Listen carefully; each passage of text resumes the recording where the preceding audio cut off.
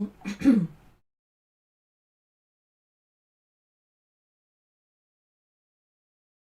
right. Right.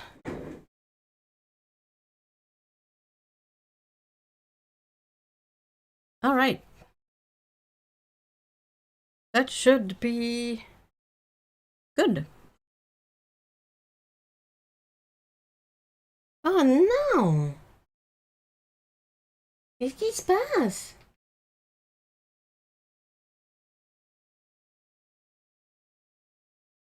Hi everyone. Hi 23. Hi Lisbeth. Hi Pumpkin. Hi AJ. Auntie Patience, hello. A watercolorist, hello. Hi everyone. Sassy Britches, hey. Oh. Oh. Uh-oh. You look like trouble. How do I deal with this trouble? Can I do this? Okay. Viens me voir. Mais quoi?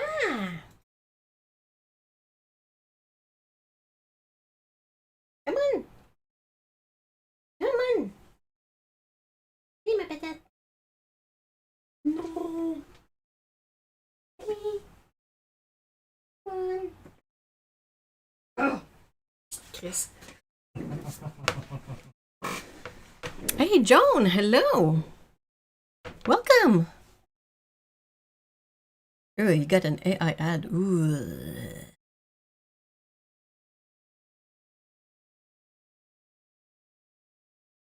Let me know if you can hear fine, if the audio sounds decent, or if it's choppy, or too low, or something.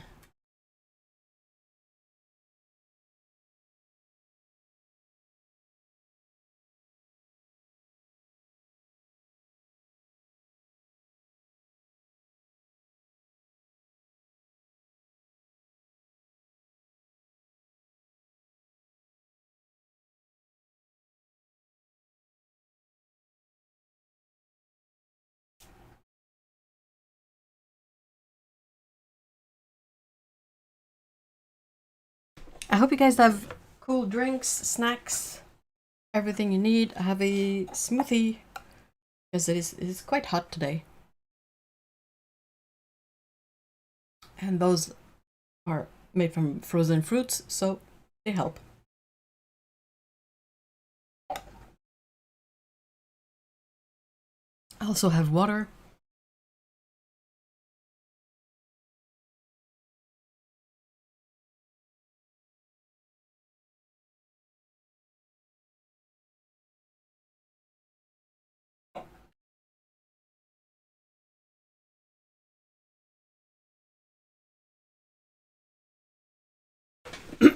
Sorry. So I was working on a like various future reviews all at once because, of course, funnily enough, today the heat is not that bad. Oh, over here it's still quite hot, but it's gonna get a bit better like Monday, but then it gets hot again by the middle of the week. Yeah, so I was wondering, and the cat is back. If you guys know about my Swatch cards, I've done them for 2-3-ish sets of Roman Schmal so far. I was wondering, would it be interesting to have the same kind of swatching sheet but with like a set of Cutman like this? Toi là, t'es une petite merde, viens voir. Ow. Here, have a little poopy. Non, non, non, non, bois pas dans mon eau de peinture. Pas pour toi. Non, va-t'en.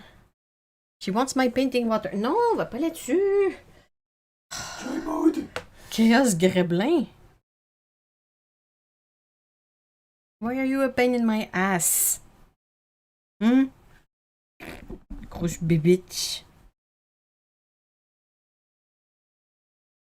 Je mets le commode. Pourquoi t'es mal commode comme ça, là? Qu'est-ce qui se passe?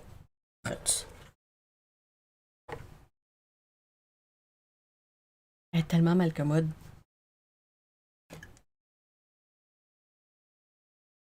Ah!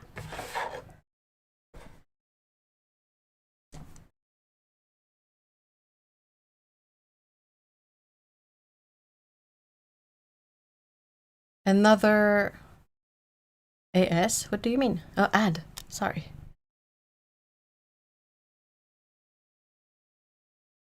Ah.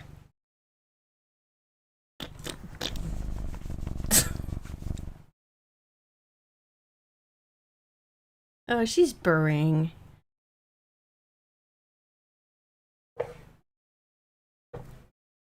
I can't let go of this. Oh my god. I wish I could. Okay, if you are sensitive to camera shakes, cover your eyes for a second. Okay, got it. Check out this goofball.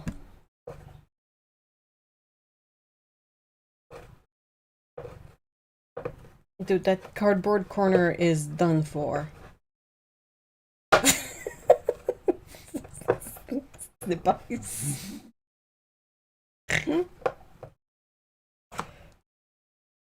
So did you win? Or did the corner win? Who won? Oh no, another corner! Oh no! Oh shoot! You have to fight that one too.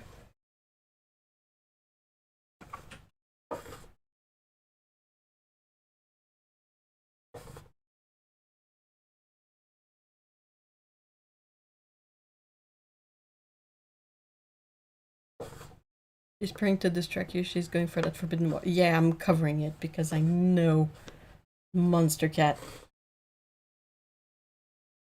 Arties love cardboard. I mean, I think all cats do. That's mine. That's mine too. All cats. Pretty much. Ah, she put so much hair on the other corner and I can see it so well because it's on the... Ah, that's hilarious. She's shedding all the short face hair on the cardboard. I have so many cat hair on my nose, it's so itchy. Yeah, you too? Gee, I wonder whose fault that is. Who's been throwing hairs all over the place, huh? That's not me. It's cool.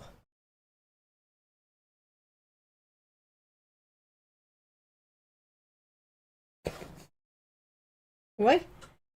Thank you for the cloud of fur. There we go again, round two.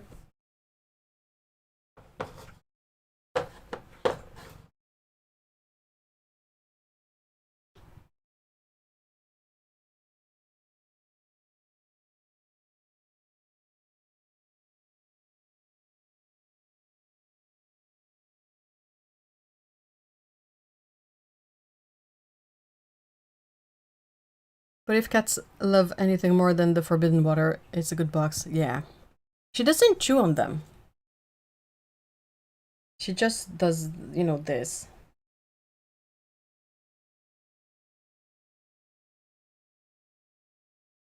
It's your Faye. What's up?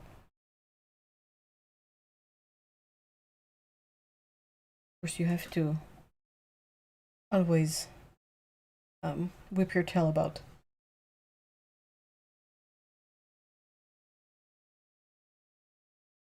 I'm not on autofocus, so I'm trying to get a good focus on her by getting close enough.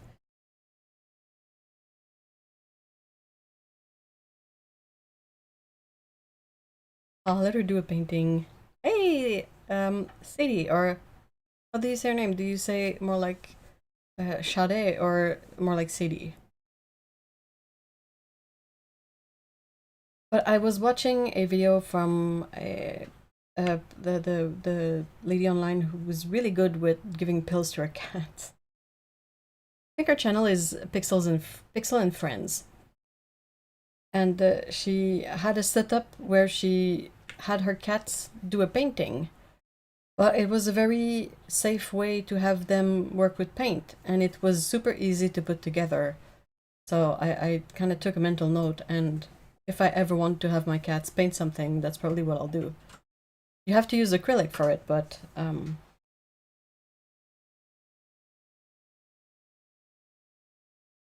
Just like Sadie. Okay, cool. Cool, cool, cool.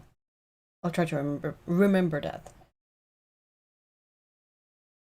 What are we doing? What are we doing? Ah. Like, Mom. Mom. Mom.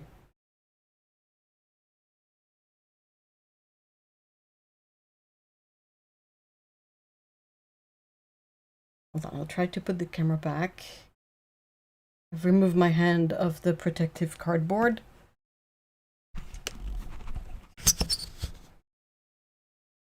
Okay. Come with me. Come on. Come on. Mon gros bébé plein de poils. Non, absolument pas. Non. C'est une lapille. Faut que je te montre le carton.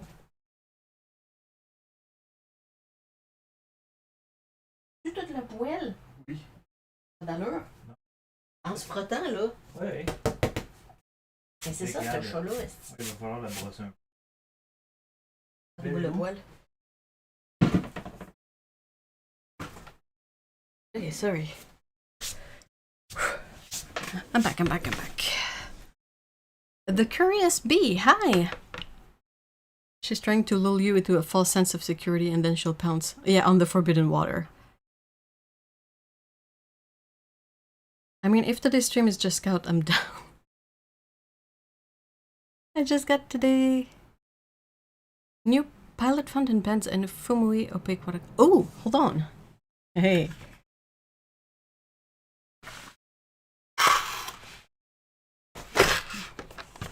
Ta-ta, ta-ta, ta-ta.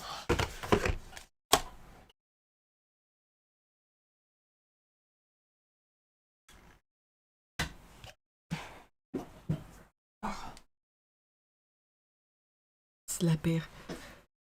When Lana's dog Dante comes into the stream, I find myself mesmerized and like I don't even miss the painting. I mean, we're all a pet-loving crowd here. Oh my gosh, there's so much little face hairs next to the water balls. Like, you know, the really short ones from her face. It's definitely gonna be cat hair in my paint.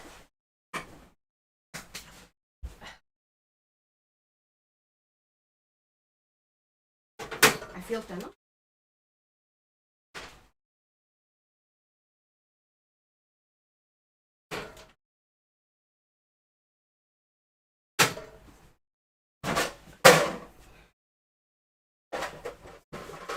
I was grabbing a fabric. What do you call those? But anyway, they are a bit better at removing pet hairs than just a paper towel.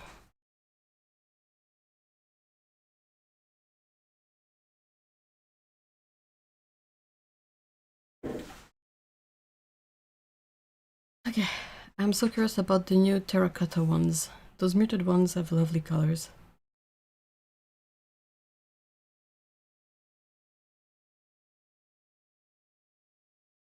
Nice, I have the one with the stand.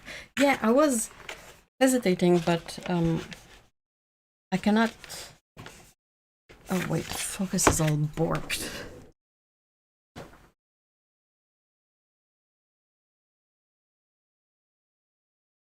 One job. Okay, sorry about that. Yuri! Hello!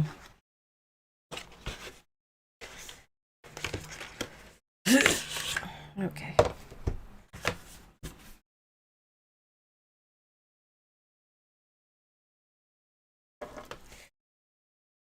So this one comes with a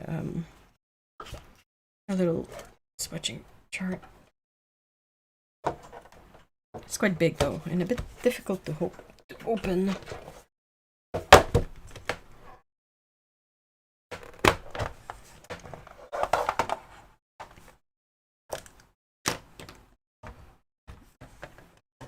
I have a bit too much stuff on my admittedly small desk. How can I...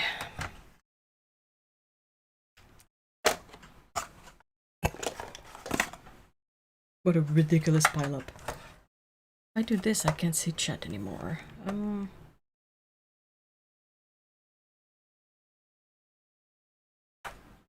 on.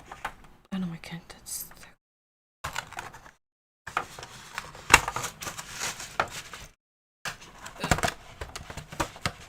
Oh, that's hella sticky and gross. Hold on.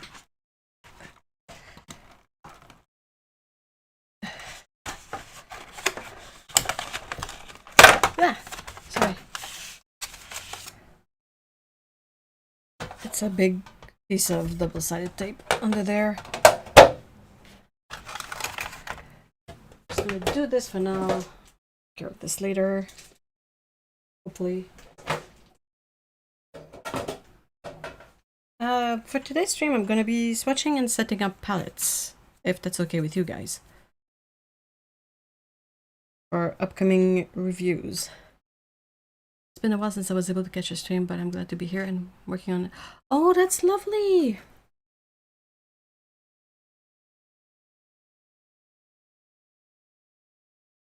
What are you using to do the animation?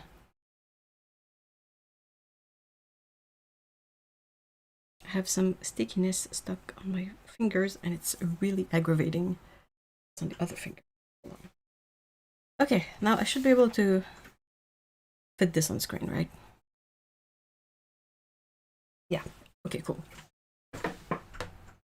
And it's even in focus. And so I'm here for this.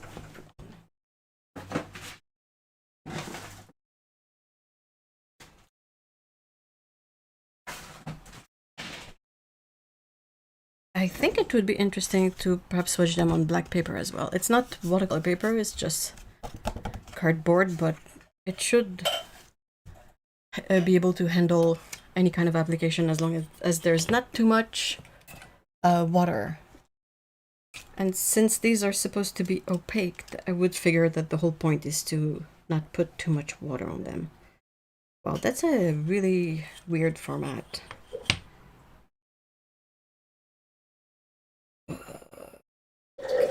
I hate when the paper is a size that is not easy to divine.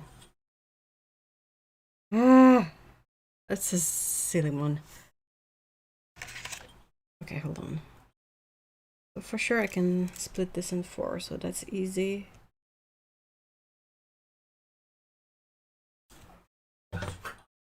Okay.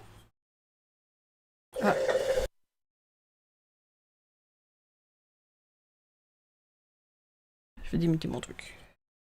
Sorry about that.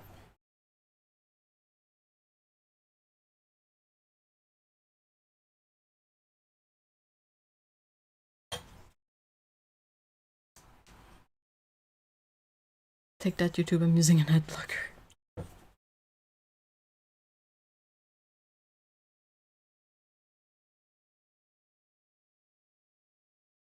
I will say though, I kind of like this new way they do the ads where half of the video space is the stream or the video, and then the other half is the ad.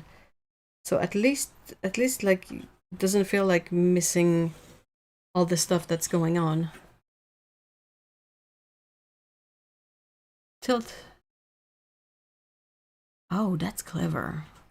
Wow. Oh, I feel stupid now. Oh, that's so, like if I were to do this to make it 6 inches because I need 6 divisions.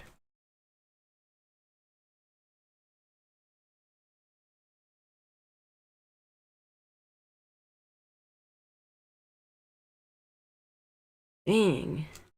We have some brains in here and not me.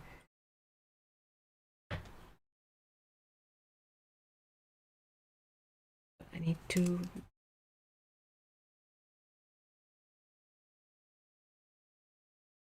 Dang, that's clever. Wow. I'm doing it all paper. Whoa, cool. I have a bunch of different little drawings of the things that are moving that I'm gonna cut out, take photos. Oh, lovely!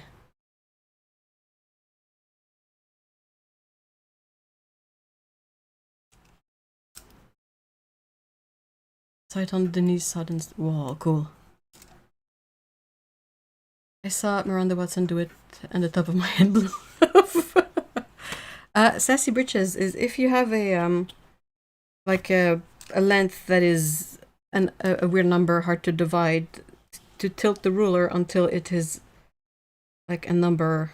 For me it was 6 inches, so if I write down every single inch, it's still gonna divide into 6 even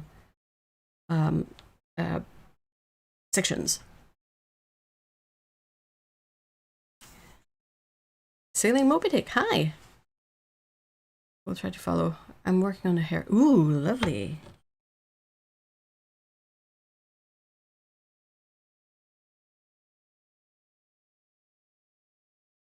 Man, there's a lot of cat shenanigans going on right now.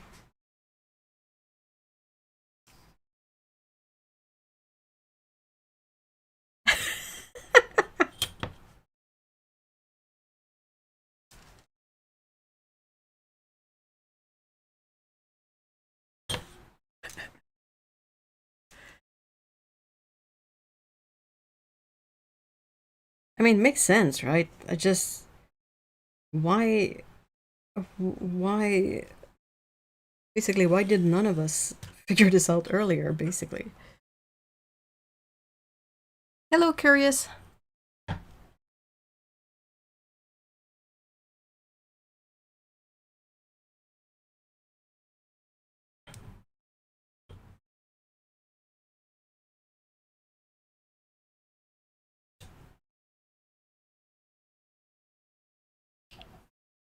Oh. I have a cat hair in my eye.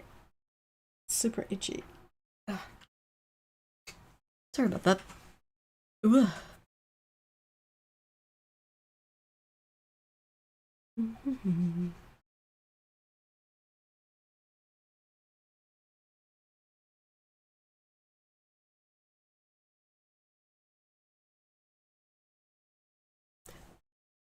All this year, I've been cutting off margins and dividing on a calculator and using conversion.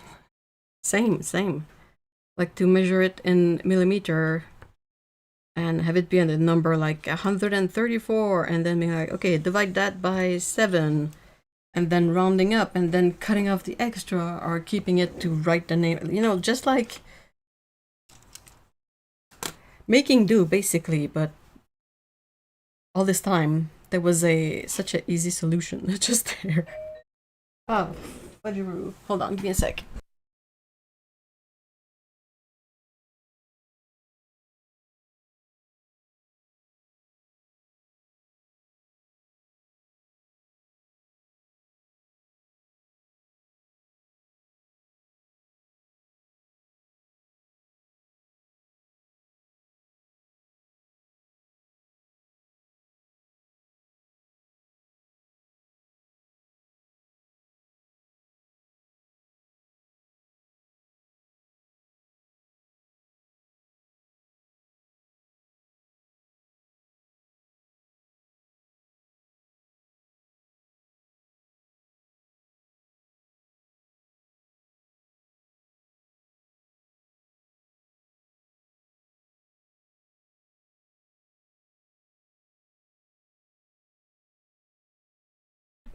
Okay, sorry, I'm back.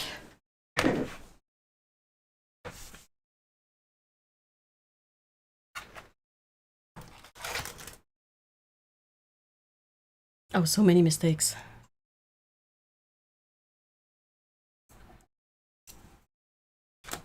And then still adding something up wrong or missing a millimeter or something.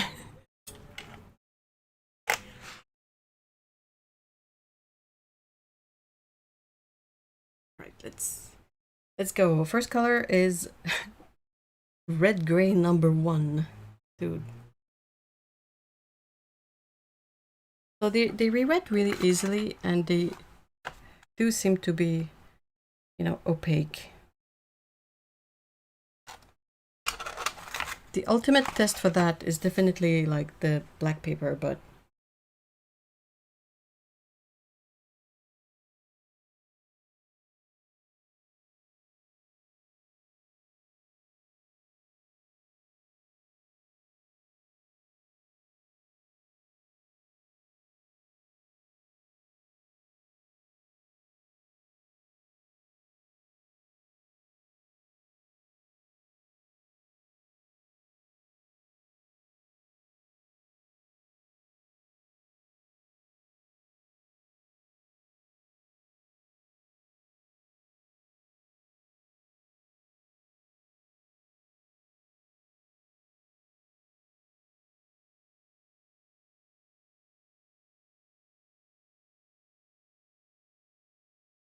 this one is red gray number 2. I swear I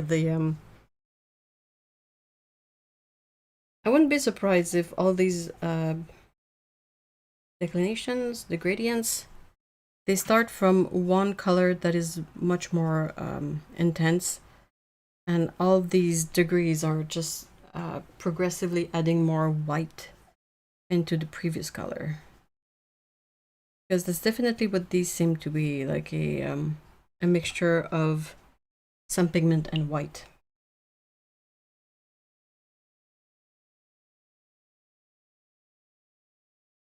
Those pans look so juicy. Yeah, they're a really interesting and peculiar design as well. Look at them.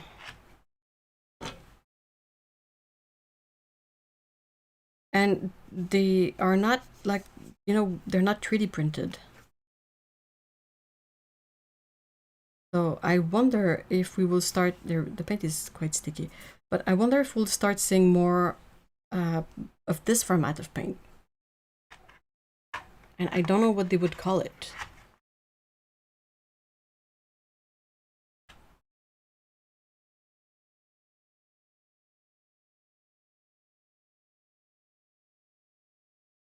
I was thinking a lot about how AI is being pushed on creators for their thumbnails, and Denise's latest videos brought it back to the forefront for me last night. I haven't seen her video yet.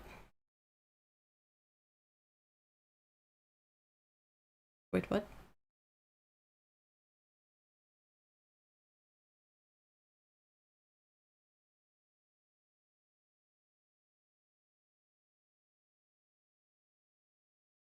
Yeah, I had never seen pans like this before. They kind of remind me a little bit of the Holbein pans that you can clip in the plastic palette, but they're really not made the same way underneath. And I don't know if, I guess this tip is perhaps like, since the set doesn't have much of a mixing area, and usually with colors that are like this, the idea is not necessarily to mix them.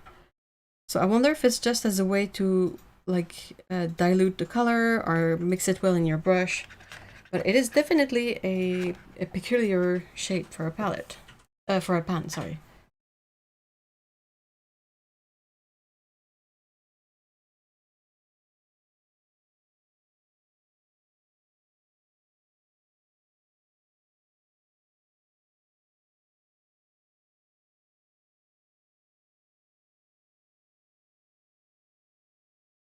I hate that I get the ads for Google AI. It's like, ugh, dude. Really gross.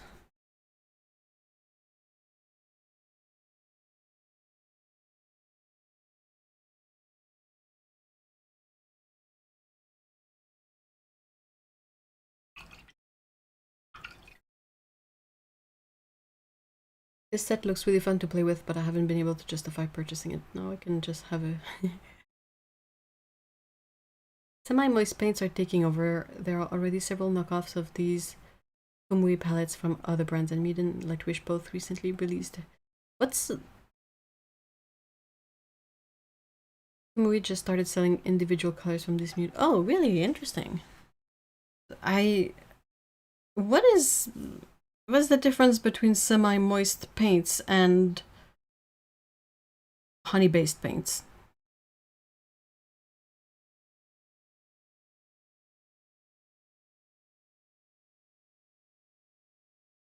Curious. Corey. Who's Corey? Has been swatching some of these new sets out too. It's been interesting. I was all not into these until I saw the pastel macaron set. Is it this one? I think they call it Morandi, right? For colors that are more muted.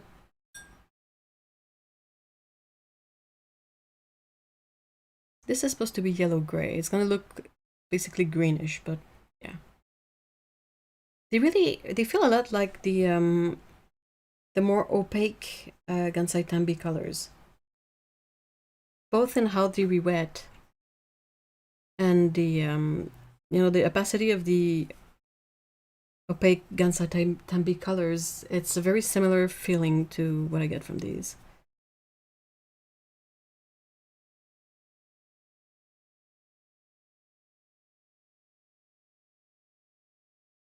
The font and overlays on videos, even if the thumbnail itself wasn't AI generated, the overlay used is, and so it gives the whole thing that uncanny vibe. I truly hate.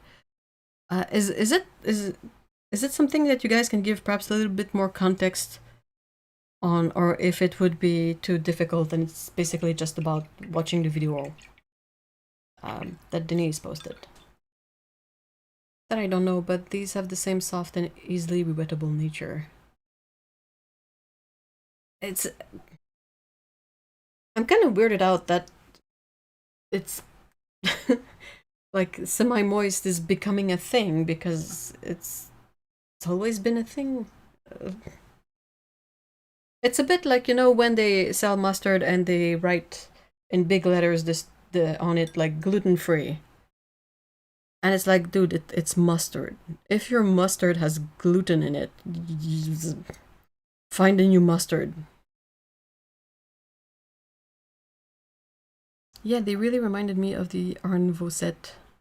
So these ones feel like they re-wet slightly more easily.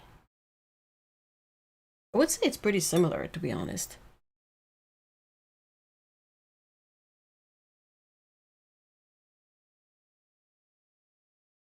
I really wouldn't know, it looks normal to me.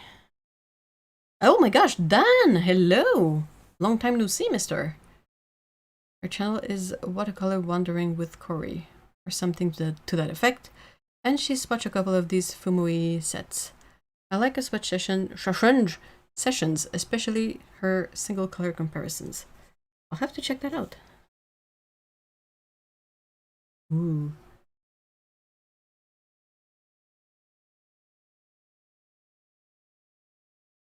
It's interesting how this color they call yellow-gray too. To me, it looks more green on the white paper and more yellow on the black paper. What do you guys think? It's so funny to me that moist is being used more often now, thinking about the people who hate that. They're not gonna have a great time with it. Yeah, at least for me, these semi-moist ones feel a bit stickier than the Kuretake paints. I won't suck garlic aioli, so just regular.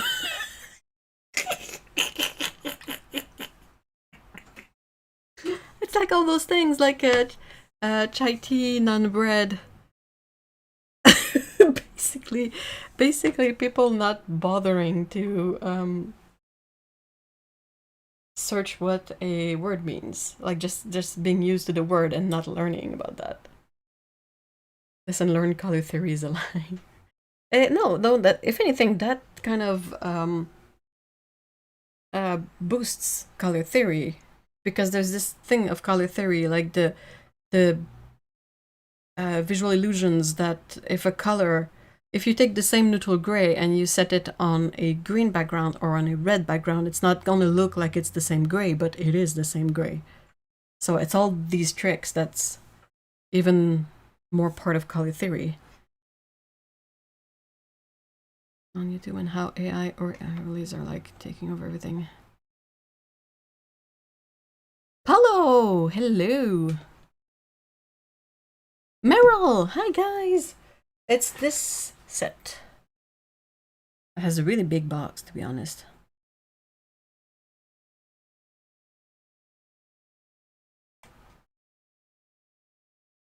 I was watching Denise Smith. Oh!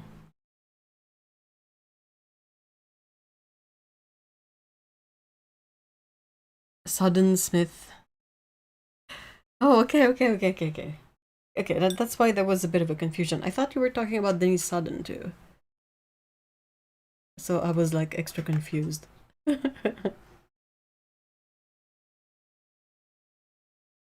We paints I got today, the ones I haven't touched in hours. Still extremely sticky. Yeah, these are pretty sticky.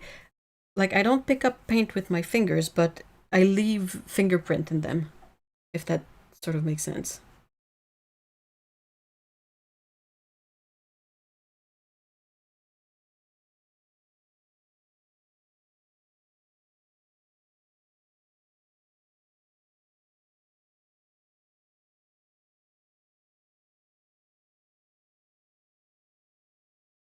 So since all of these colors are something gray, all of these would then be shades. I think. Is that it? Tint is with white. What's the one with black and what's the one with gray? I don't remember.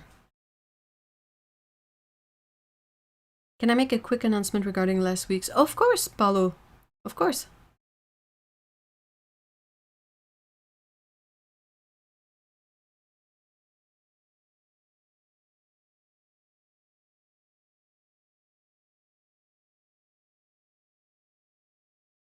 Why is this watercolor artist using AI?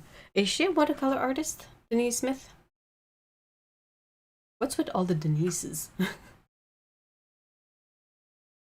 Tint is white, shade is black, and tone is gray. Oh, you're right. So these are all tones, basically. Yeah, you're right. You're right. I couldn't place the third word.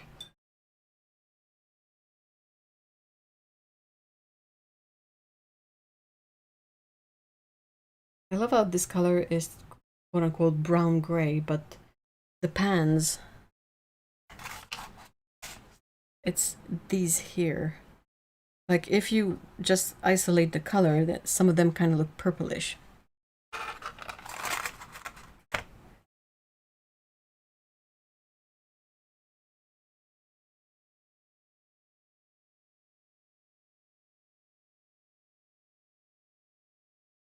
Like, doesn't that look kind of like a bit of a muted lilac or something?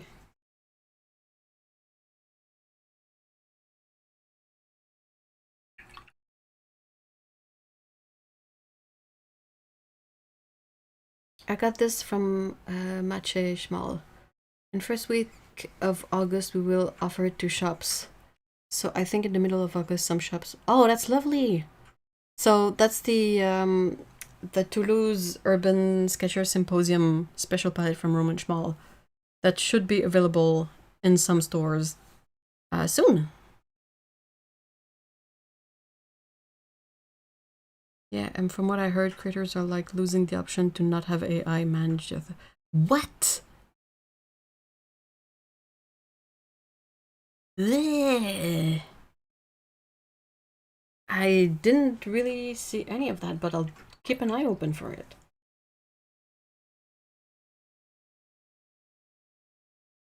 I know my thumbnails are not that great, and people look at it for like 3 seconds.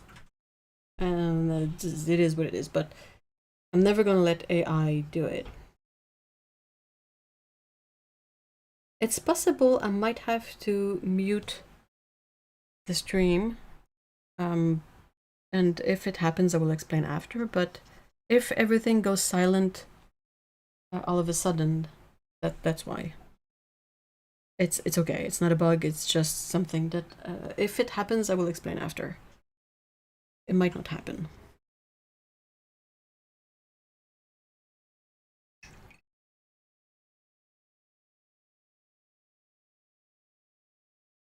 Yeah, whoever spots that tiny orange palette from the Toulouse Symposium, share the link on Discord.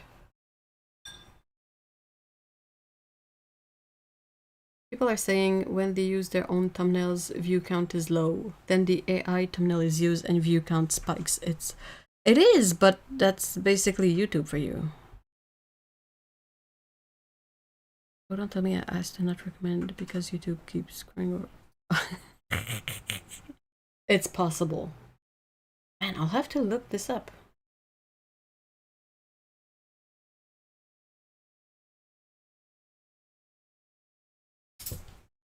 What's this stupid ad about?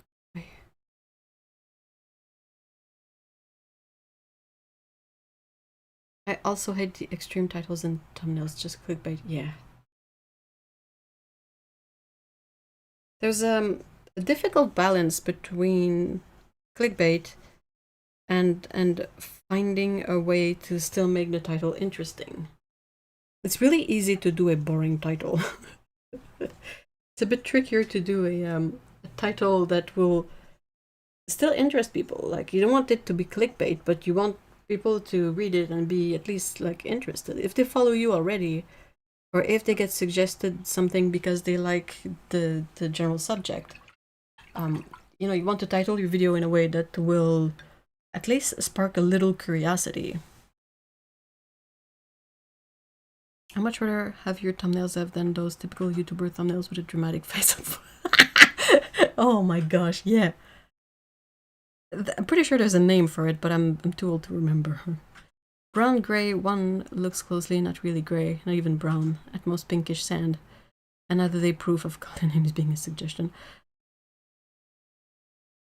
I like your thumbnails. I've found the colors and topography. Well, thank you. I try to make them at least readable. But yeah, it's sometimes it's stuff like, how do I even, like, when you type the title for the text title, you can write a lot of, like, you can be a whole lot more detailed, basically. Then when you do the image thumbnail, it's like better if you can keep it to less words. So sometimes it's kind of difficult to, or funny in a way, to be like, okay, which words do I keep? Let me tell you, watercolor is a really lengthy word to fit on a thumbnail. Fair, I did unrecommend some channels at first until I realized the AI thumbnails were everywhere. Ah, that's odd. Huh.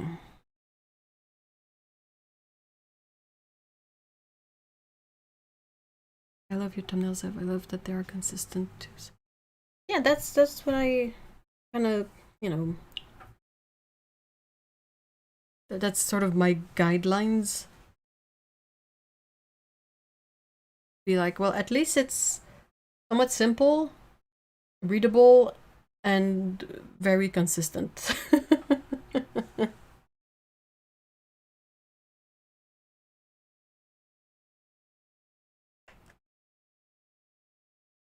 Warm gray.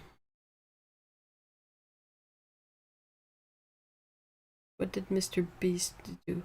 He kind of set some standards because whatever he would do would be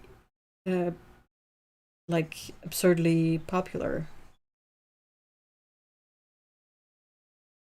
And since YouTube is, like, the company is mostly about like having videos watched by as many people as possible, well, whatever worked to give Mr. Beast that result, they really tried to implement it or to push it onto other people.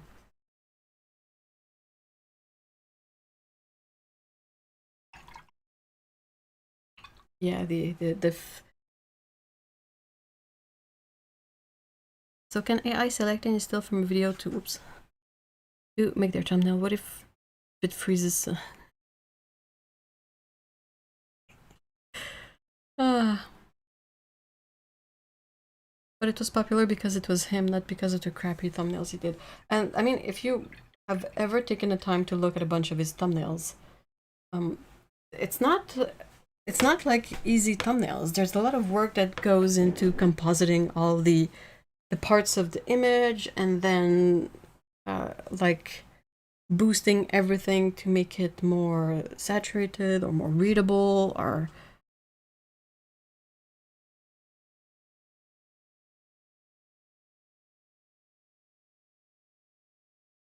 The only sort of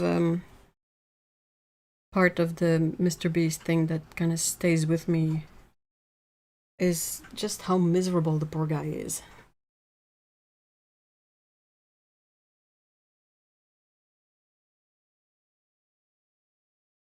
He always looks like he hates it and is miserable at being stuck there and unable to get out.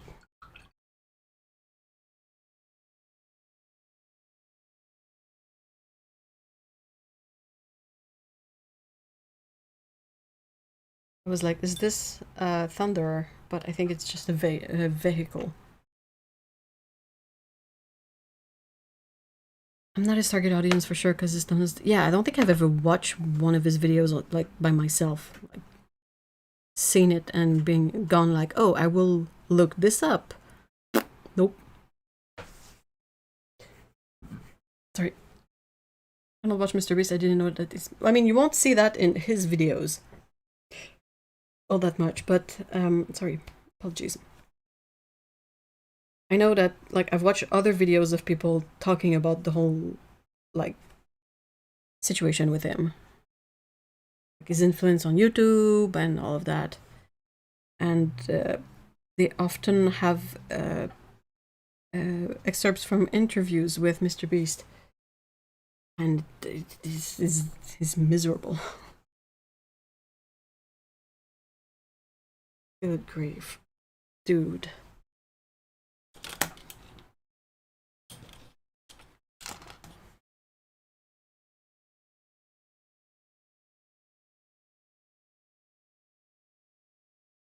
I think the a really good YouTuber, Dan Olsen. What's his channel's name? Folding Ideas.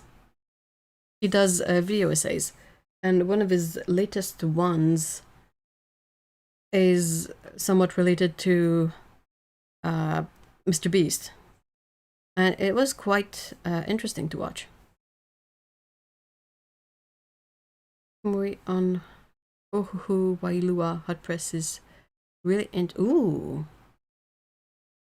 I'll keep that in mind. I have that paper, so.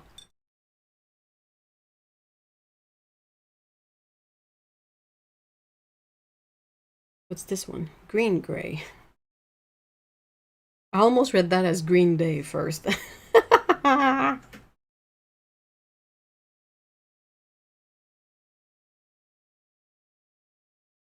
Oh, that's lovely, Elizabeth. How did the cat enjoy the walk? And how did you enjoy the walk?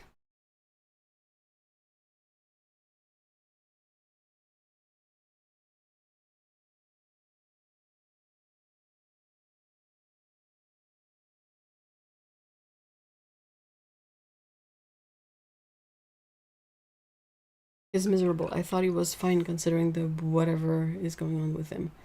I mean, he's probably rich and all of that. But I think he gets absolutely no enjoyment from what he's doing. And it's an insane amount of work, and it's ridiculously expensive. He's kind of stuck, if I remember correctly, so don't necessarily quote me on this, but from what I remember is he has to up the ante at every single video he does.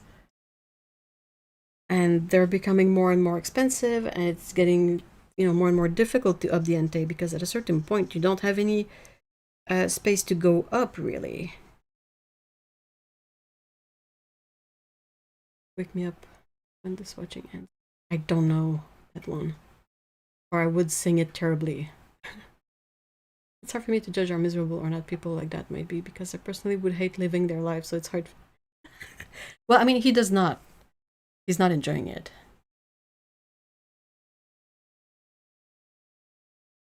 It was exhausting, but he was happy. Aww.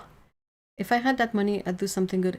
That's the thing, though. He does a lot, I think, comparatively, to help other people. But that became its own problem, too, because, like if he kept on doing the same thing over and over again, people would be less and less interested in it. So he had to make it, to always make it more and more exciting. So let's say the first video, he's like, I'm giving away a brand new car to someone who needs a car. Like, okay. Second video is, I'm giving away 2 cars. And then later on, I'm giving away 5 cars. I'm giving away 100 cars. Like he has to make it more and more sort of quote unquote impressive every single time. And he's done quite a lot to help other people, but that gets scrutinized and criticized a lot because of the way it feels kind of like, does he do it only for the views? What's his end goal? What's his, you know, like there's a lot of context around what Mr. Beast does that makes it so even if he does things to help people objectively, it's difficult to gauge if he's like, what's the motivation behind it, and ultimately if that motivation is even relevant, because the fact that he's still helping people, is that enough? Hi, Hippopotamus Bush. Otto! Hello! I wonder what would happen if he just invested the money well and just stopped. Like, just retire. I mean, I think he could do that, but I don't know why he did not. Like, PewDiePie kind of did that in a way.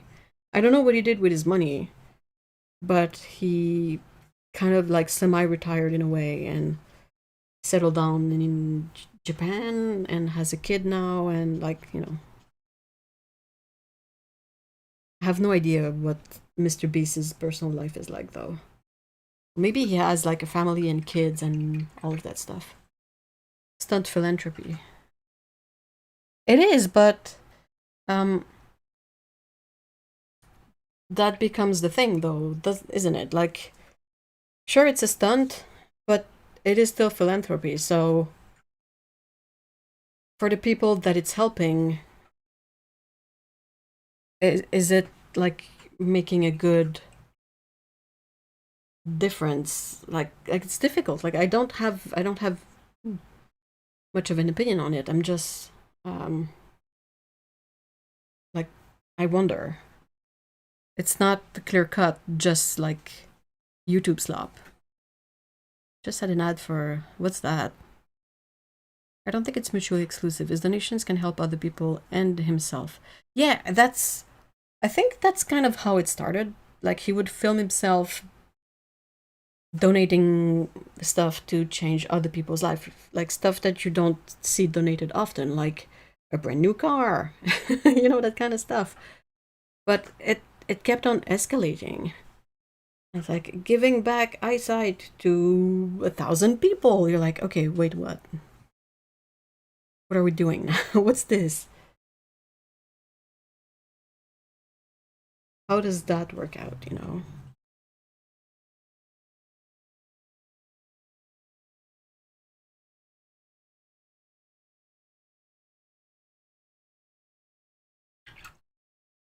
Lollipops for kids, not for... Oh, Jesus. Why did you get an ad for that, Paulo? That's so niche. He recently married. I mean, good for him, I guess. Oh, can you imagine, like, being a relative of him? Just how... like, you kind of want to keep it on the down low. Because otherwise, you'll never get a moment of peace.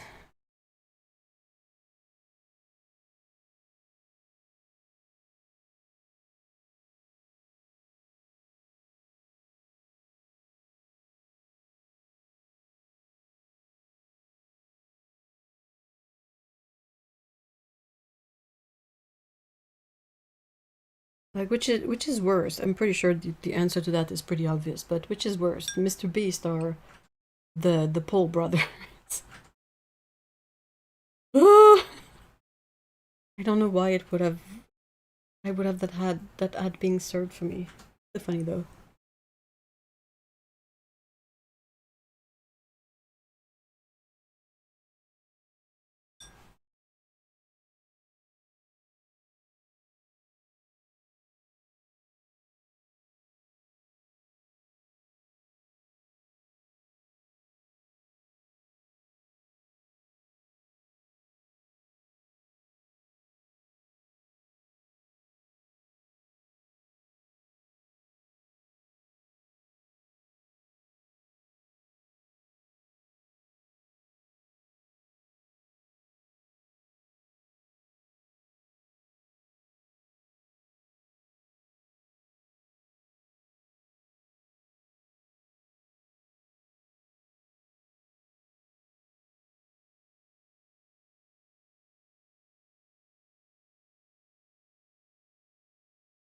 I forgot to ask, but how is everyone today?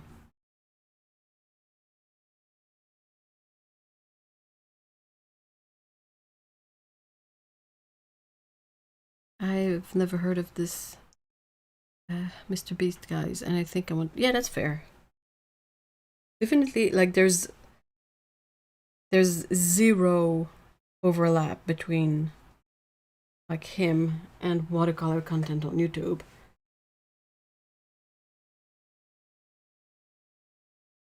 It's completely fair to assume that a lot of people have never heard of him. There's like no way that what he does is related to what we do. Only share the platform.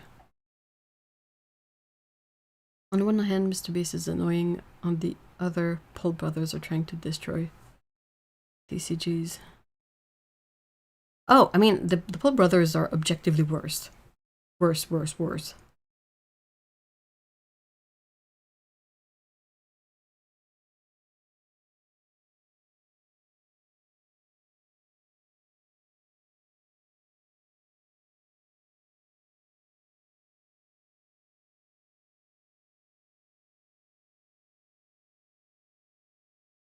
Oh, sorry. Yeah, Yuri. Wake me up when September ends. I'm not familiar with that one from Green Day. That's why I said that. Can attest to the zero overlap. His videos have never shown up in my feed. Yachts and yacht system that parked. Oh, that's gonna be lovely. Probably AI supported, right? I do want to see a bunch of rich people's yacht try to park themselves. That would be, give me the popcorn, that would be one heck of a good moment. I thought of you the other day when I tried a new to me white chocolate bar that I didn't enjoy, and I wondered what you would think of it. YouTube just hates me. YouTube doesn't know what ads to send you because they're like, well, we don't have any ads about lovely food or chemistry. The Who brothers, the Paul brothers, Logan and Jake Paul.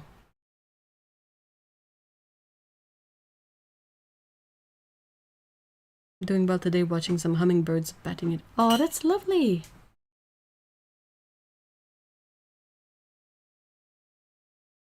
I have to think of something to paint. Oh, that's always kind of the difficult part, isn't it? Painting it, fine. Drawing it, fine. Finding an idea, ugh. I saw a video this morning profiling the woman who became the new drummer for Rush. And now my feed is one only a music gig with love. There's gotta be at least one Angine de Poitrine video in there. Create my YouTube experience by deleting videos from my watch history. Zero Mr. Beast. Oh, that's fair. Oh, to be so rich that my yak parks itself. I mean, parks itself or wrecks itself?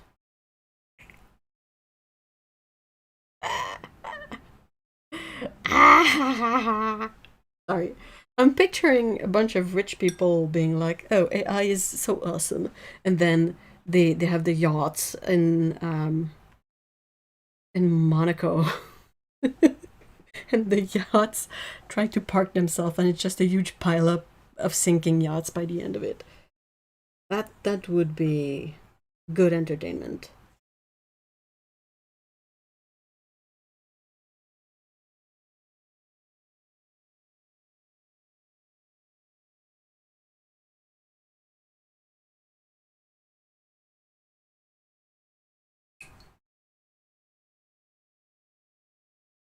Still not over that Tyson fight. Oof. So here are my thoughts about these paints so far. They're pretty, but they wouldn't be great for mixing. Oh, it's not about mixing. Initially, even Gansai Tambi paints are not necessarily designed to be mixed.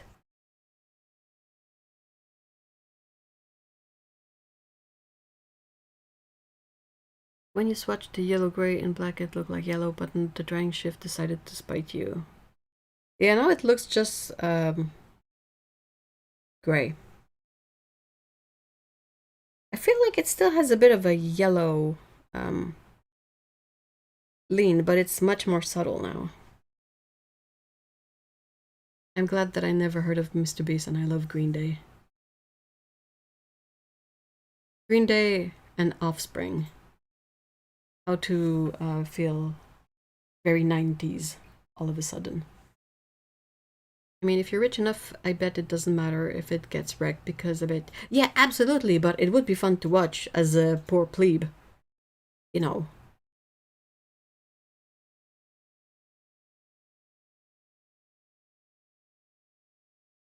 They're probably all just turned gray. That said, Vivi Gonzalez does some really interesting mixes. You can always mix the colors, but it's like, if a Gansai Tambi set doesn't have colors that mix well in between themselves, I don't necessarily fault the paints for that, because that's not the premise of it, basically. But if you happen to have a Gansai Tambi selection of colors that mix well, that's fine. My partner logged into my account and watched about an hour of fart videos to try to wreck my feed. He was waiting and waiting for me to say something about it, but it didn't work, so I think the use case for these paints is monochrome studies. Oh, fair, fair. I think if someone does abstract and likes muted colors, it would also work. Or if not abstract, like have these remind me of the sort of palette you find on the more muted floral fabrics out there. You know, the stuff that is very cottagecore, countryside.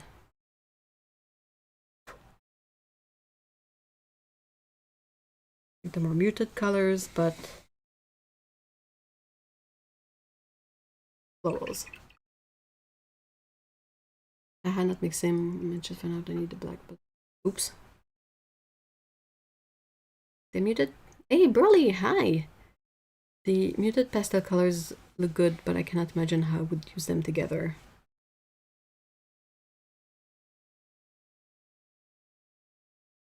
Oh, totally. Seeing billionaires lose money is always fun. It's a blast.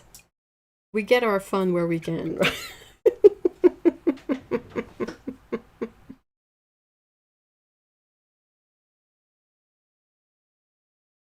They're definitely different from Western watercolors and what, that's fine, but it's not. No, you can mix them. What I mean is that you will often have a selection of colors in there that is not necessarily optimized for mixing, because that's not really the intent of the paints. They're used often for etegami, I think. And it's like painted postcards. And you don't really mix colors for that. If you mix them, it's more like they mix on paper when they touch, you know.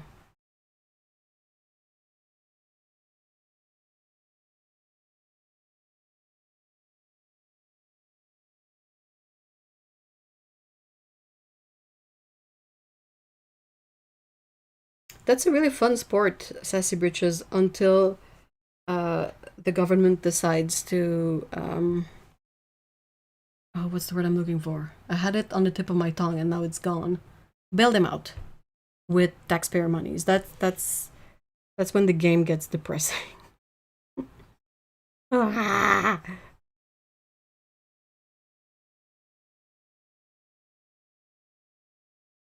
I just can't get black with the pastels. No, it's impossible because there's white in there. If all your colors have white in them, you definitely cannot get black. You might get a gray, but you will not get a black.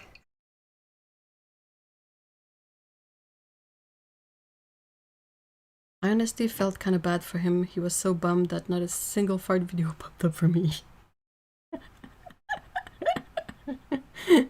Your algorithm was too advanced and was like, this is too different from the usual subjects. This has gotta be a, you know, a error in the data.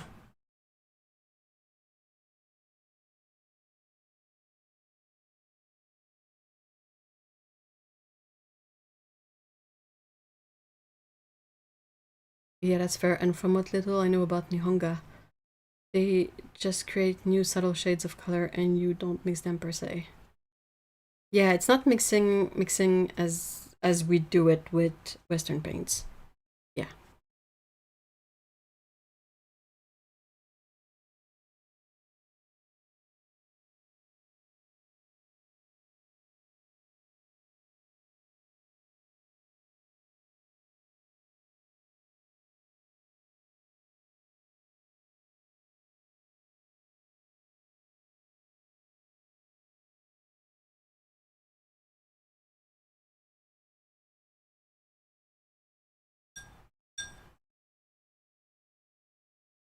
Got to paint the actual swatch. Yes, I had to find out by trying. Indeed, I was just able to get a gray. That tracks.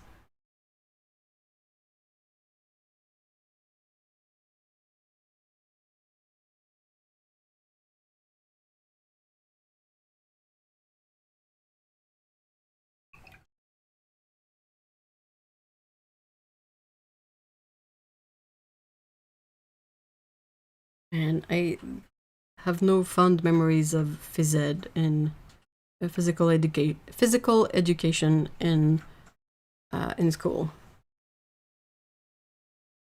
It's just it's just did I pick the bright color? Yeah, I think so. Okay. It's this one. Oh, cool gray. Good grief. Yeah, those are really a lot like Gansai paints. Now, I don't necessarily know how much I would say they are like them because I don't have like, you know, quote unquote basic colors. All I have here is a bunch of tints and tones and shades. But I would say that in terms of how they feel, I think they feel a lot like Gansai paints, yes.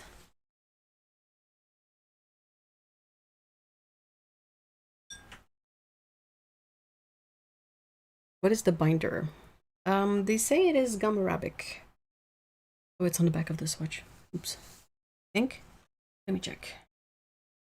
Made with premium gum arabic specifically chosen for semi-solid and opaque watercolors, each pigment is formulated to achieve ideal consistency and adhesion, ensuring smooth application and excellent coverage.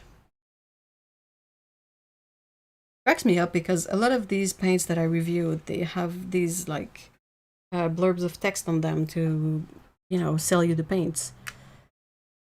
And they systematically go so over the top that always cracks me up because I'm like, what's next? Is the paint gonna do my dishes or my laundry? Can it pick up my groceries for me?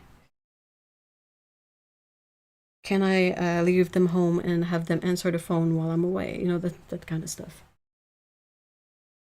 because the paints are like vibrant and transparent and beautiful and light fast and use the best gum arabic and the best pigments, and they mix cleanly and they're beautiful, you know, all that. Ton téléphone?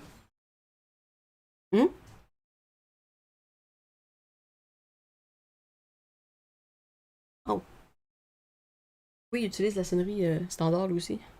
Le good old phone. My favorite memory from gym was getting kicked out because I wore a 9-inch nail eraser t-shirt. And there's my gym shirt. That's lovely. Yeah, they are watercolor, but they're a lot like Gansai paints. They're also big. They were a lot less than that when I checked it out. In high school, I was getting hit in the stomach by a slap-shorted. Oh, thought maybe I lost an. Oh, someone slap-shot a floor hockey puck in your stomach.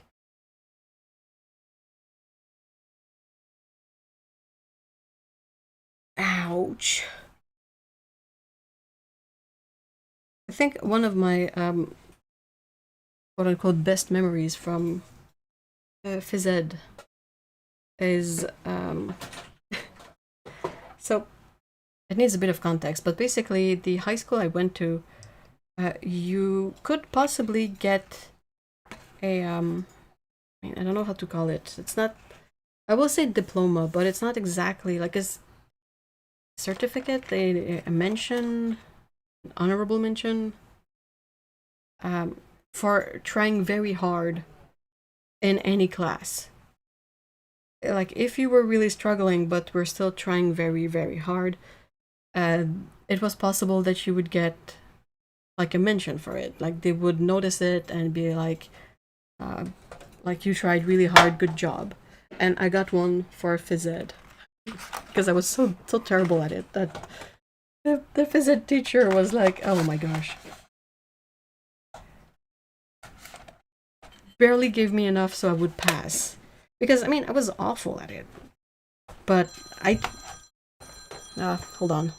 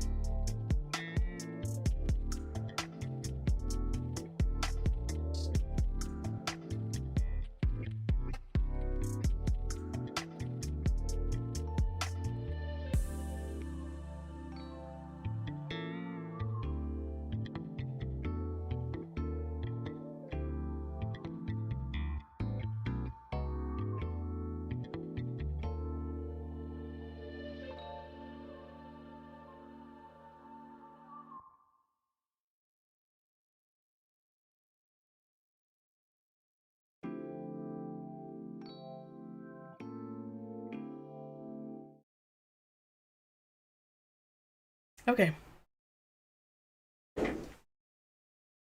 Apologies.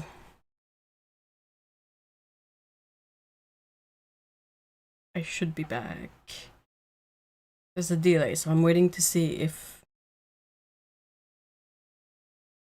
Panic at the Jazz Club. It's a Panic at the Cafe, basically. Riot trashes the trash can. What's the song? Disrespect your surroundings.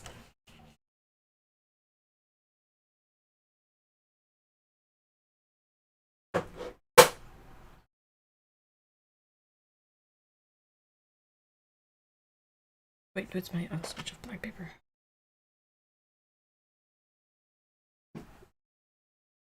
Alright, sorry. F don't ever leave us again. I'm sorry. Y'all crap me up. Everything fell apart. It's just that there's an issue with the sort of the door lock. And basically it's borked at the moment. And there's someone trying to fix it, but they can only enter if we buzz them in, basically. Anyway, basically, long story short, building stuff going on, and we have to help in a way. I just guffawed so loud, I'm embarrassed. About what?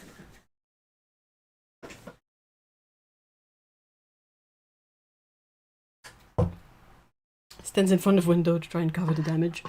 You just need to paint a really, really big abstract really quickly and set it up in front of the window and pretend nothing happened. Did you just say your door is borked? Yeah, I did. It is borked. Is that not a thing that I can say?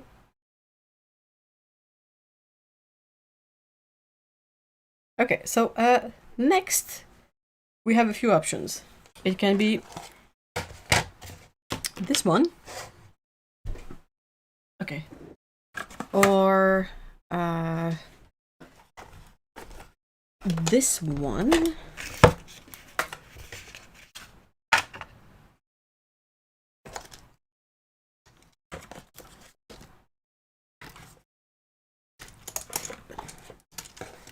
This one. I have so many boxes here that I need to just put aside for a moment. Or this. The disrespect your surroundings mention. It's one of my favorite what was it like? YTMND. You're the man now, dog. I am that old. And one that cracked me up the most was that one, where you have that song playing, and it's like CCTV footage of someone just pushing a big bin outside, and the bin just topples.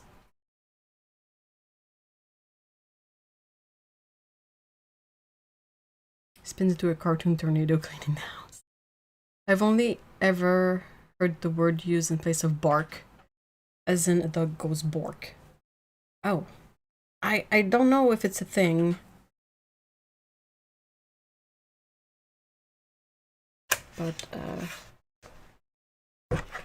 box. You say it's intentional and create a story around it. I bet you can make $1 million. You could be the new Banksy.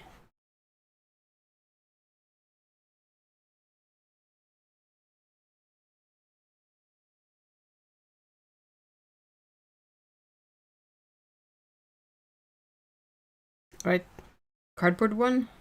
This one?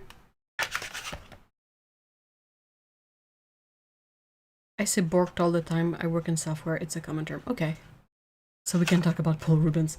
I am not up to date with the Paul Rubens drama, quote unquote.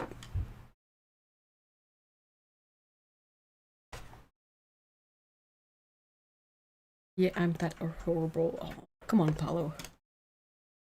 Come on, man. So that one is really interesting. Now, okay, all the pads came detached, but it's the sparkly paper in pad. So I thought it was really fun, and then it comes with this teeny tiny palette that you can remove and potentially attach to something else. I was like, that's fun.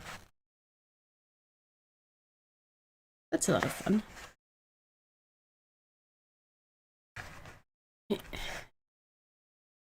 That kit is outrageously adorable, isn't it? I agree. Hold on, I'm fighting with the pad, but I really like the idea, and I really like also that this is detachable. And you can have it on something else. And the sparkly paper is sparkly. Oh, this mini palette. Got this and haven't tried it yet. I was going to ask you guys about it. If I recall correctly, they use a YouTuber's videos in their advertising without permission. Isn't working. I really need to get a PV19, PB16, and PB31 to shape. PBK31. Have you checked out if, I don't know if it's shaped to you, but Van Gogh might have some of these. PB16, depending on what you want in terms of texture and paint and all of that. I know that Aquafine has it, like the Rani, and Lucas also has it. And it's a big ass tube of like, what, 21 ml or something.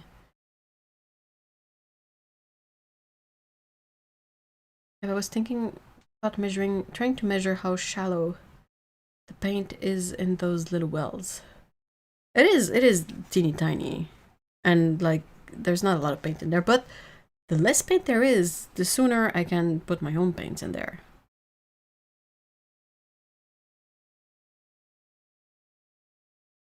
Kind of seems like the one Theo has been using. Oh, I haven't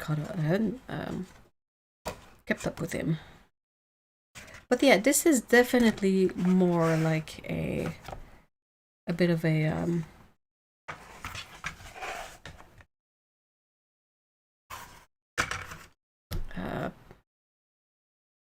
you know, hobby for fun kind of set. This is not like a professional quote unquote set, in my opinion anyway.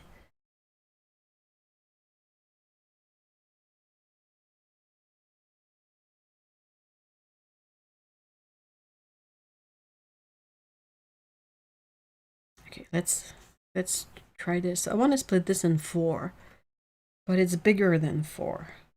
But what if I fit in perhaps there's a about the centimeters. Okay, let's fit in 16 centimeters. And yeah, I can split that. No, that's way too much. How much is this?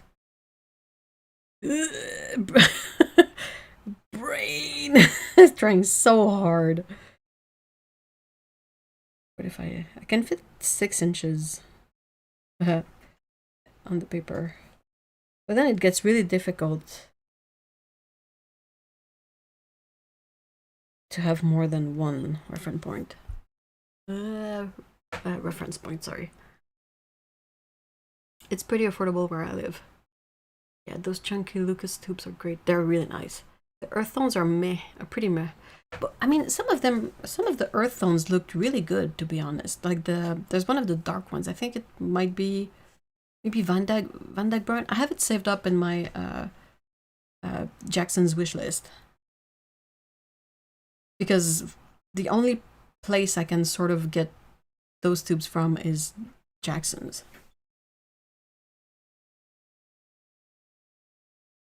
Oh, you think these are the same as their artist grade line, huh? It was kind of fun to see that the artist who had the Paul Rubens beef thanked the Frugal Crafter and Christy Rice on the same post. Wow.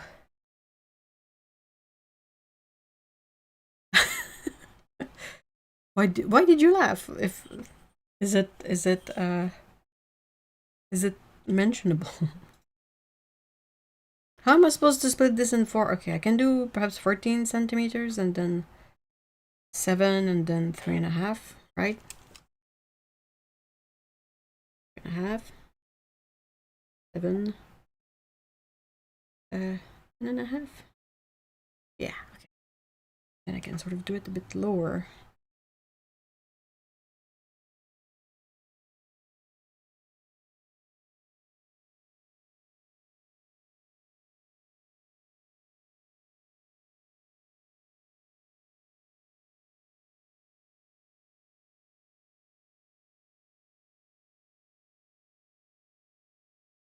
I know that based on my interactions personally with Paul Rubens, and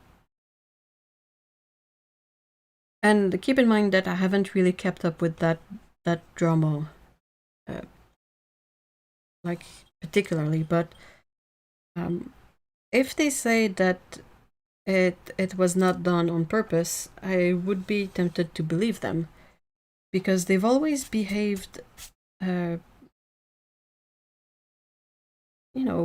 like decently in my interactions with them. But then again, could be a different situation altogether. Yeah, Paul Rubens has professional level paints. They're quite nice. I like them. They're really easy to use and serviceable. I have Lucas Nipples Yellow Reddish, but a lot of their other earth tones are multi-pigment mixes, which I don't object to on principles, but why? I mean, you could throw that at so many brands.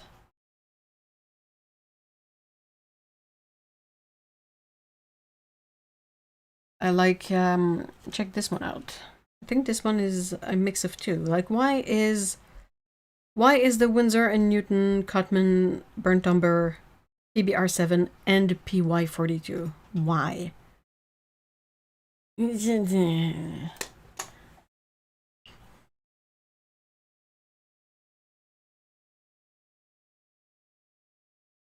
Their student grade Mailiang line is also one of the best student grades. Oh, lovely. Good to know. Hi, Phils.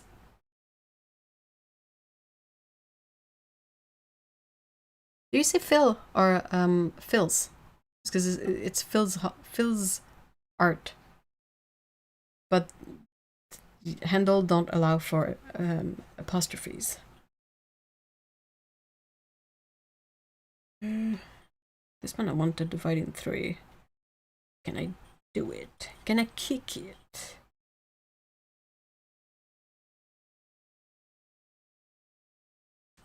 Breaks my brain. Closest I got here is, what, 12?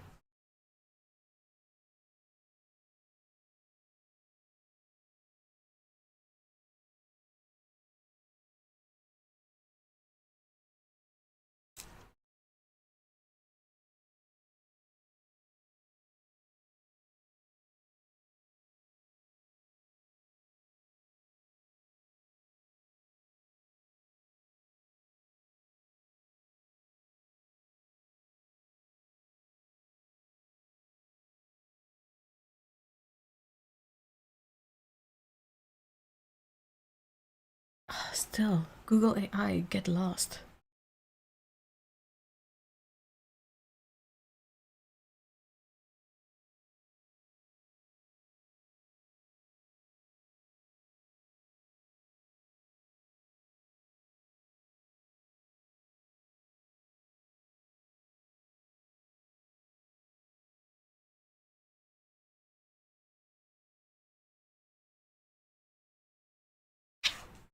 It's Phil. Oh, okay, cool. The second to third letter of my name. Oh, fourth.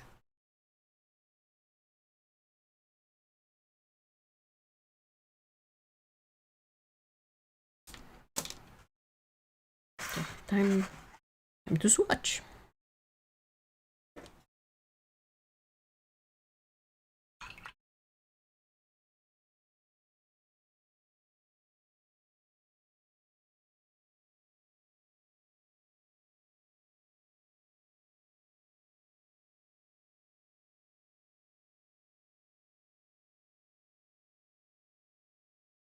there's one thing that I find particularly hilarious is that these seem to be like the opposite order than what we see usually, but also I don't have any kind of info on the colors. Some of them you can guess, like yellow, orange, red, maybe a magenta or a deeper red, that's fine. Yellow ochre, some sort of Indian red kind of color, fine. The other colors, I have no idea what they will be. I have expectations that one of them like is going to be an ultramarine or something, but surprise! And it kind of feels like it should be the other way around. Is it supposed to be used? No, it's not. Anyway.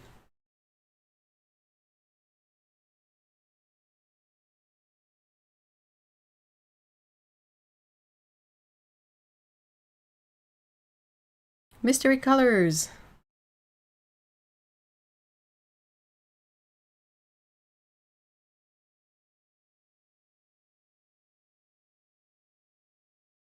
The sparkly paper is supposed to be 100% cotton, hot press.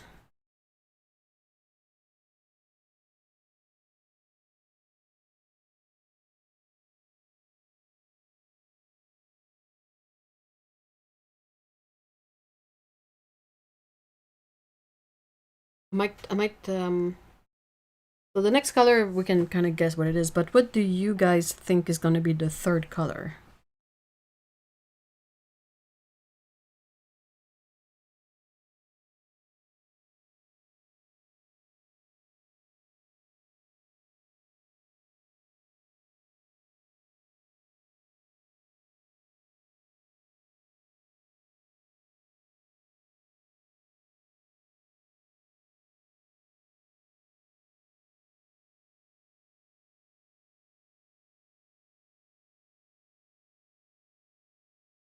Also, not gonna lie, but the city in me is making me very uncomfortable looking at your 3x4 grid. I know, it's not ideal. I'm not psyched about it,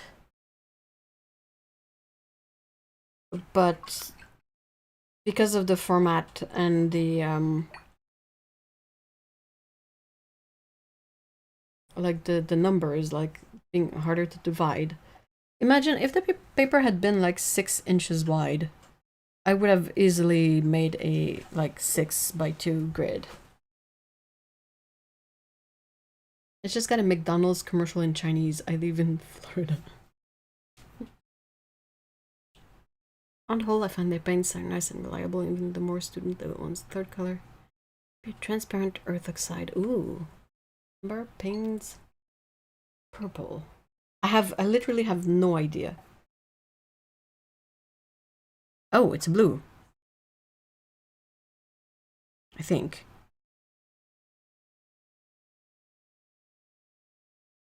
Oh, no worries, Paulo. But I had a thought. Whoa, not the color I was expecting. Holy! I won't finish that expletive. Dude, that looks like PB16, doesn't it? What? Wow. Definitely not what I expected. I think you can only get pull ribbons through either their own website, possibly, and then Amazon. Or maybe other platforms, but I have never seen their stuff on like Jackson's or Arte Miranda or that kind of stuff. No, it doesn't show well on the camera, but it's definitely a sort of like yellowish blue. Like I feel like it's even more yellow than phthalo blue green shade. Really feels like a PB16.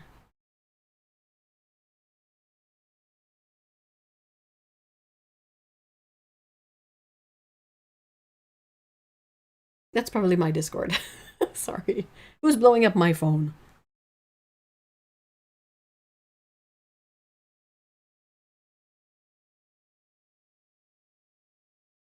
I mean, my king can do no wrong, but where on earth is in the middle of two earth colors?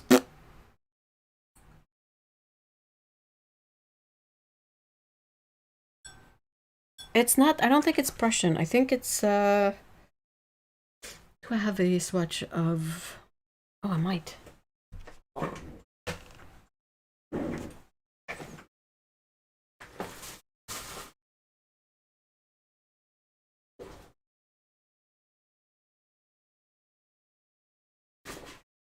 Dude. Do you get that feeling like when you go, oh, I need this specific, in this case, I need this specific sheet of swatches from my stash of a bajillion swatches. And I dug in the stack at a random spot and landed exactly on the page that I was looking for. Like, I always feel like it was meant to be.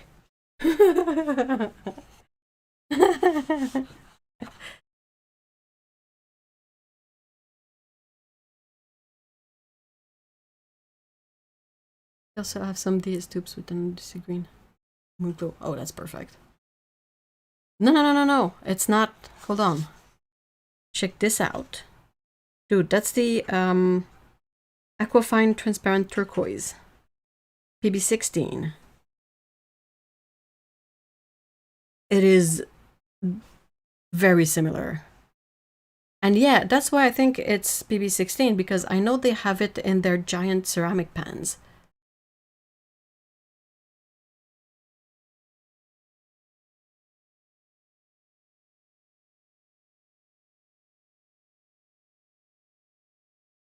I hope that the comparison kind of shows better, because it's difficult to get the right color on the camera, but like the comparison kind of makes it a bit easier to see that it's very similar.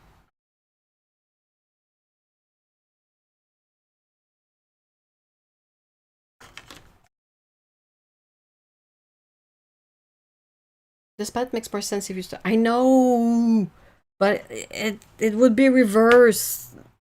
Like it's a case of pick your mental hurdle. Which of the hurdles will bother you the most?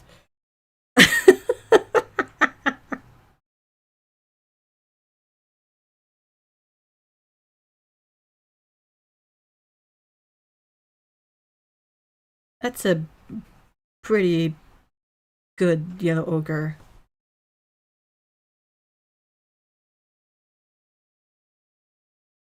What giant ceramic pans? Paul Rubens has these giant ceramic pans. Last I checked, they had 6 colors available. Like, was it? The ones I have ultramarine, a red, and a yellow. I know there's a PB16. I think there might be a PG7, and I don't remember what the other color is, but I know it is not... Oh, it might be Prussian blue, but I know it's not magenta.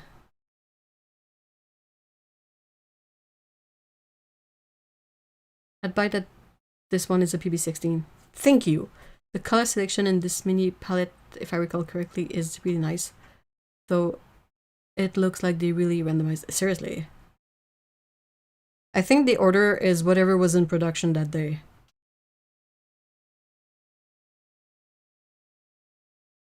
Oh no! Guess who's back? Back again. She is back for the forbidden water. You were sleeping so well. Why? Why are you back with a vengeance? Yeah, exactly. Pumpkin has it. PY3, so that's the yellow. PR254, that's the red. We have sort of 2 or 3 blues depending, but ultramarine blue, Prussian blue, phthalo turquoise, and then phthalo green blue shade.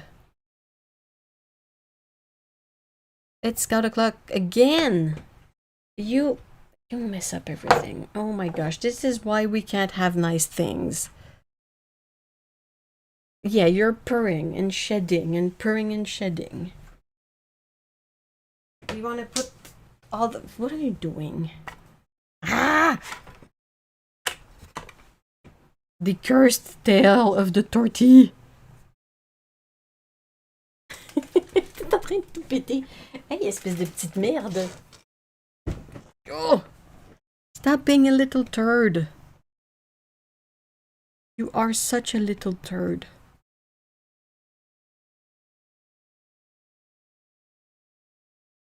Oh my gosh.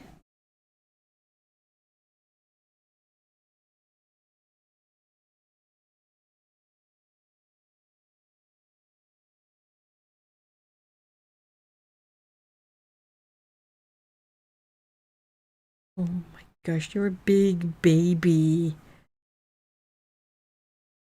So while she's on screen, I can ramble about the very fun vet visit that we had last week. That basically ended up just costing us a lot of money. And gave us no information whatsoever about why you would be a weird kitty. Someone in production knew we would all be triggered by putting that blue with the earth color. Seriously. It is beautiful though. It's drying. What are you doing? Yeah, purr. Now I can't see chat. Come back here a little bit. But yeah. Why are vets also suffering from enshittification? Why?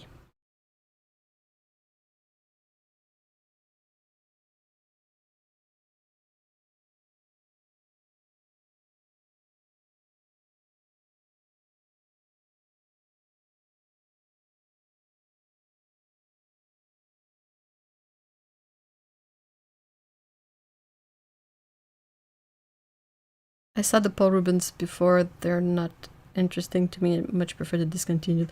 Oh, you have fancy pants tastes. You would prefer the rare to find and discontinued Windsor and Newton pens instead of the readily available Paul Rubens ones. They're not the same size though.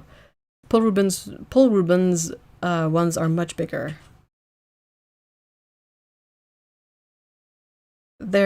If you like to paint big, the big pans have got to be so much fun to paint because you know you can fit your brush in there. Right? Oh my gosh. Ow. Why are you such a pain in the butt today? Mom, I'm a pain in the butt every single day. I'm like, that's true. I'm back here. Yep, that's me. Did I tell you the one time I went to the a local sort of co-op / art supply shop, and they had a couple of the old Winsor Newton discontinued pans still, and the one they had was cadmium yellow something, and they had priced it up at like $100. And the girl working there that day, I asked about the price because it was not visible on the packaging. I was like, how much are these? And she was like, oh, they're $100. And I was like, holy smokes. And she was like, yeah, well, you know, it's a cadmium, it's rare. And I was like, yeah, that's it.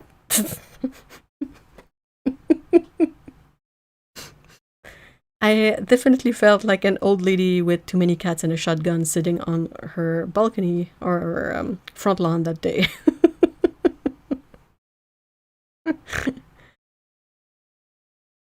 Yeah, but you could just put paints in a large art toolkit pan and use large brushes. Yeah, but they're much bigger than that. Much bigger than that. They're like this big. Can you see my hands? Like I'm talking like a couple of inches big brush. Like the ones you use to paint the walls usually. $100. I was just doing PT on the Yugo. Yeah, they had marked it up because they knew they picked up it was discontinued. Like, and they had a couple left because the cadmium colors never sold because even at regular price they were so much more expensive, you know. Tonic watercolor has giant ceramic pens. I have to look that up. That's interesting. Why would they hire someone to an art shop that knows nothing about paints? Do you really want me to answer that? Oh. Oh.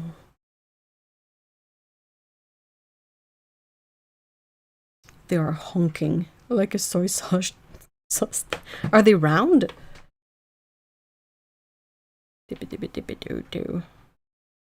Those Parubens ones are bigger than any other giant. Yeah, they're really, really, really big. I know I have them somewhere, but I can't really just grab them out right now. Mostly because of Cat. Oh, she's shedding something absurd. À tout ton poil, miss.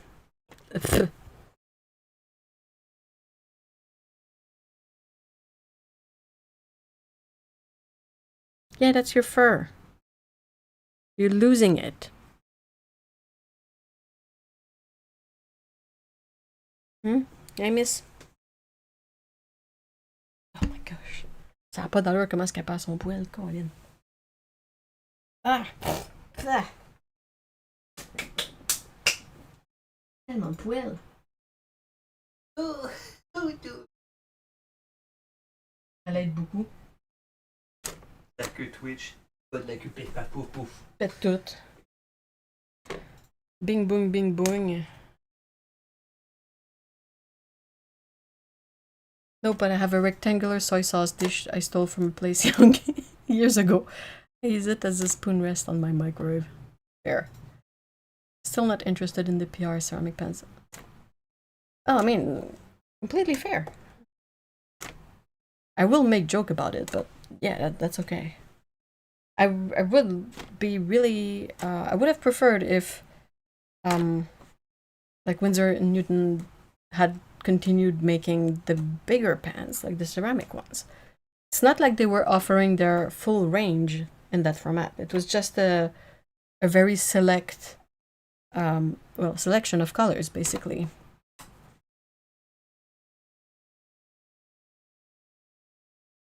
Can you hop off so I can grab the stuff that I want to show? No? Mom! I want food, Mom!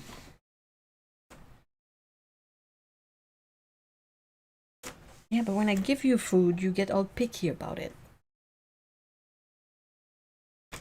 Oh my gosh, okay, that's enough, come on. Come on, baby. Oh, t'es toute molle. Ah, she's both really melty and spiky at the same time. Les problèmes de filles. Qu'est-ce que je fais avec ça? Oui. C'est au vidange. Ici, t'as eu de l'amour. Okay. Back.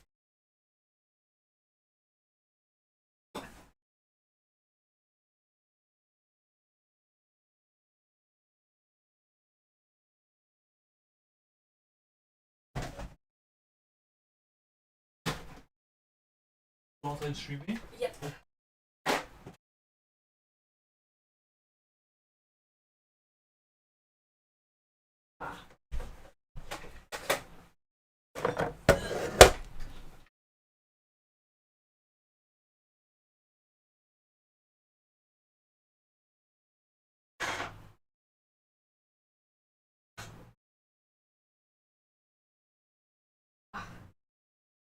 Sorry.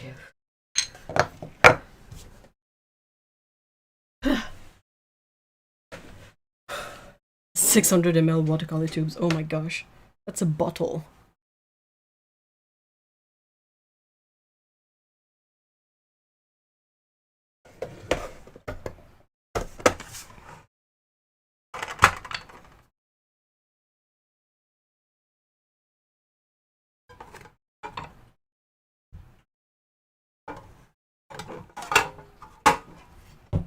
There you go.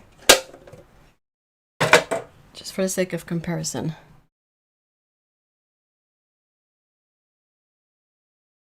So that's the big ones, Paul Rubens, and these less big ones, Winsor & Newton.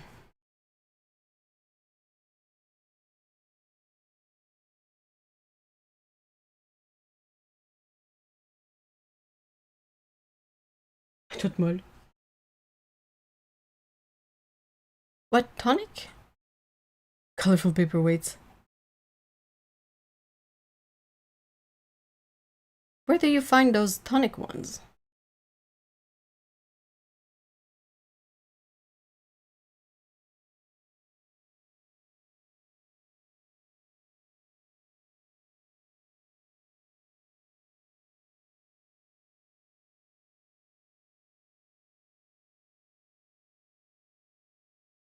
Oh yeah, the Paul Rubens ones are humongous. Like, well, I was not kidding when you can fit like a really big brush. Oh, St. Louis Art Supplies. The art supply. Oh, I see.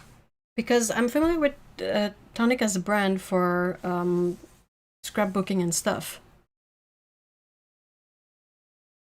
I didn't know it was the St. Louis Art Supply house brand. I have a problem. I mean, I have multiple. Which one are you referring to?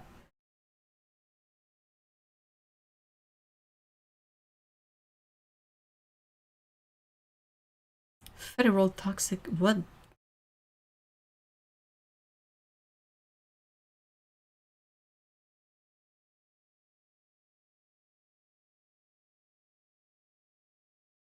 Yeah, they're big. Like, Paul Rubens is not kidding with their giant pans. These are giant pans. Oh, Tony. So I was like, what the heck is going on? Federal Toxic? What? But yeah, those are the big ones from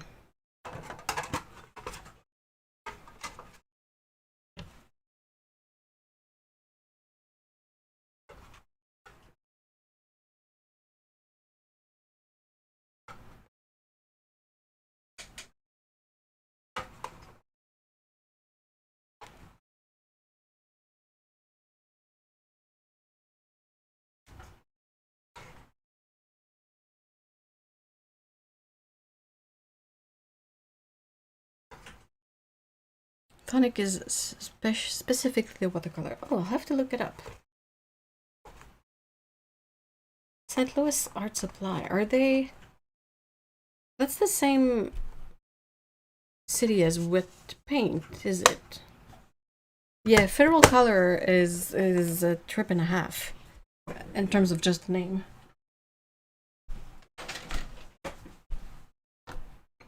The two colors of Winsor & Newton big pens I have are Prussian Blue and Payne's Gray, I think. Because they were the only ones that I was able to grab before they completely like ran out of stock. How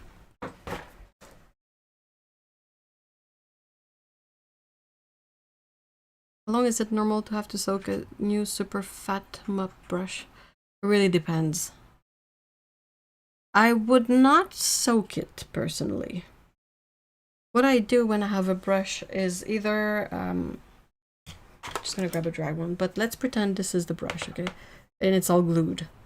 I will put it under running water with the like pointing down like this, and I will wet it this way, like following the hair. And that usually allows me to gauge how much glue there is. Some brushes, you just do that and you will feel them softening already. Some, you do that and it's still hard as a brick. So if it's one of the hard as a brick ones, I will like soak it and put it aside for like 5 minutes. I come back, I do this again under a little bit of running water, and to again like use my fingers to go along the hair. And that kind of helps because it removes like the exterior glue. And when it starts to soften a little bit, you can keep going at it. You never want to like fully bend the hair until the glue is out. But yeah, if it starts softening a little bit, then I will start doing this, like rolling it in between my finger to help remove the glue. And always really carefully. If it's still really difficult, you might try a bit of lukewarm water or put a little bit of brush soap on it, might help. But yeah, size 22, that's humongous. It's gonna be a bit more difficult to remove all the glue that's in it and possibly the paint eventually when you start using it for painting. Like you would need a bathtub to be able to rinse that out efficiently. But yeah, that's basically how I go about it. Like the kind of combing motion first and then the rolling motion very carefully.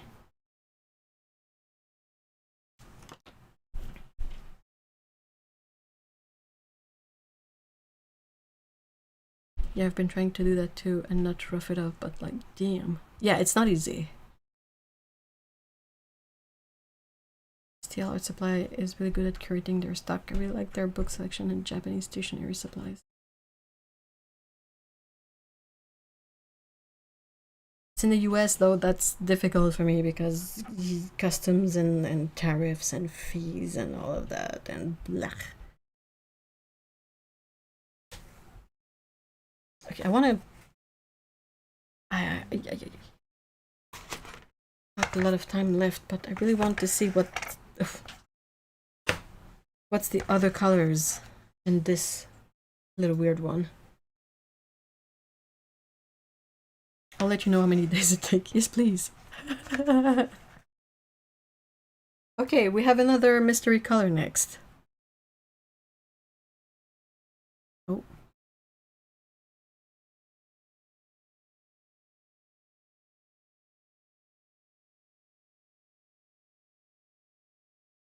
That's probably Prussian blue. Yeah, I think I'm definitely sure it is. That's Prussian blue.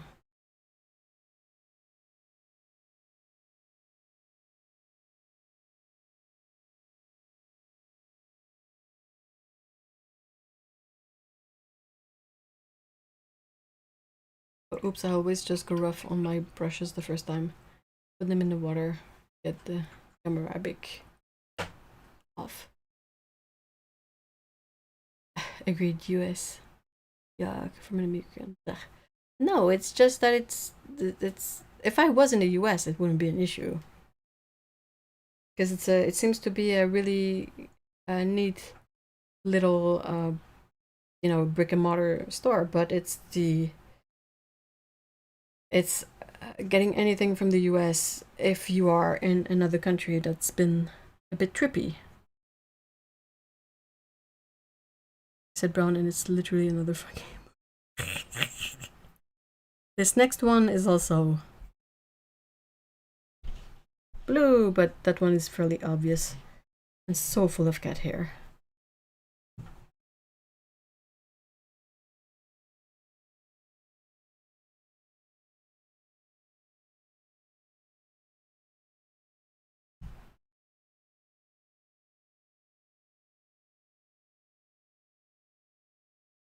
Coat your brushes in brush soap for as long as possible for maximum effect.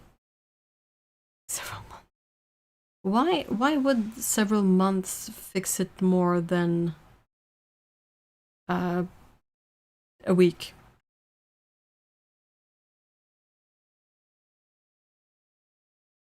It's ick in general for now. It will get better. Of course it will. The ultramarine is quite intense in person too. You know that someone has dropped the ball if they have an ultramarine that is not intense. Because it's like, come on man, did you even try?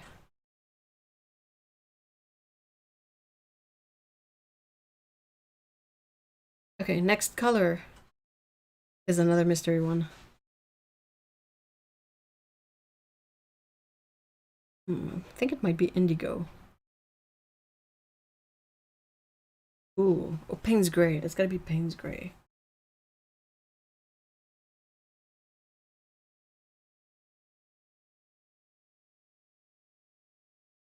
Or indigo, Payne's gray, indigo. Hard to say.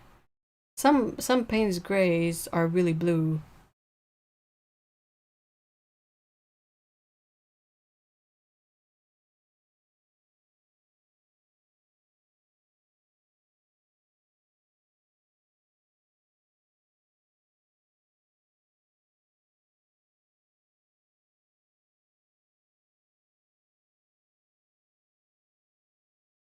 And the last mystery color.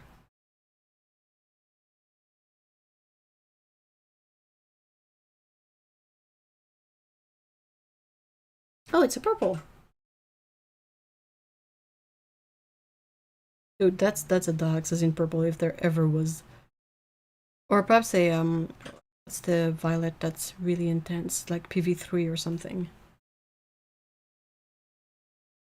So this palette has no greens. That's so weird. That's what I've read from several books on repairing frayed. Oh, interesting.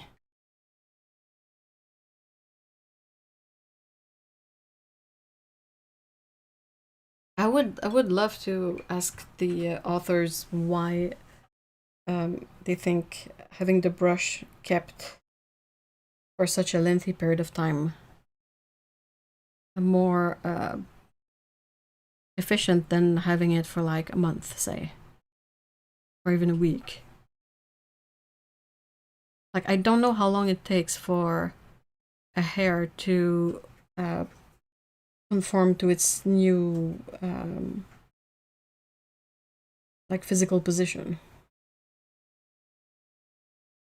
I know how long it takes to mess a hair, and that's like a fraction of a second.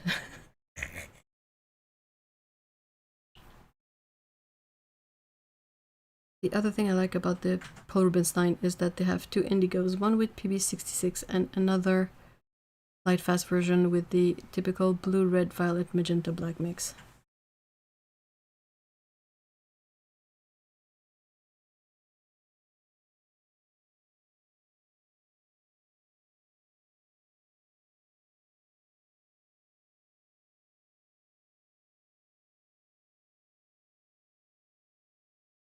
This is the usual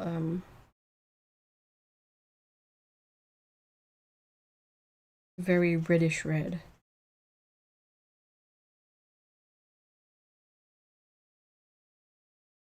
I like that it dilutes to something a bit more pinkish.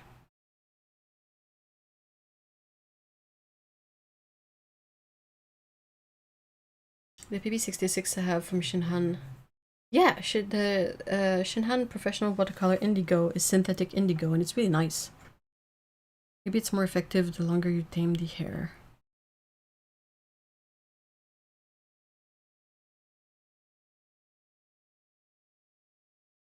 Look at these two indigos. Maybe it's more effective the longer you tame the hair. Maybe. I'm not saying that I think it's bad or whatnot. I'm just curious about it because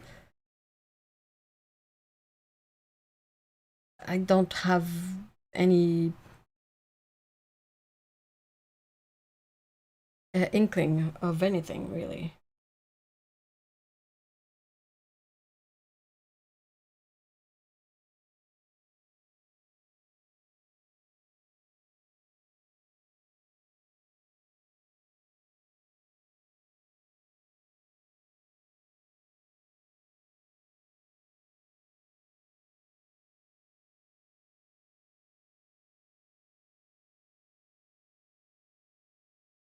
I don't think that's Spiral Orange, but it's similar. I know of zero pigment info.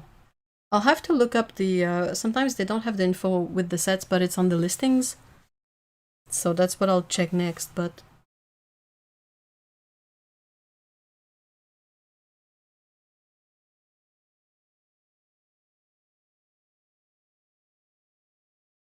Frayed brushes can be repaired. Do you mean a brush that's gotten bent out of shape, or that the ends are actually frayed like split ends in human hair?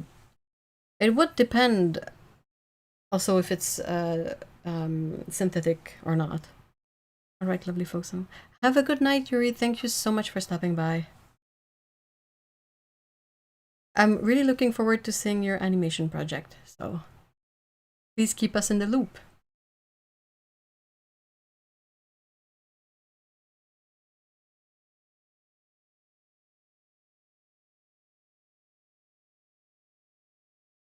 I feel like I looked this up and I think the red might be Caturday light.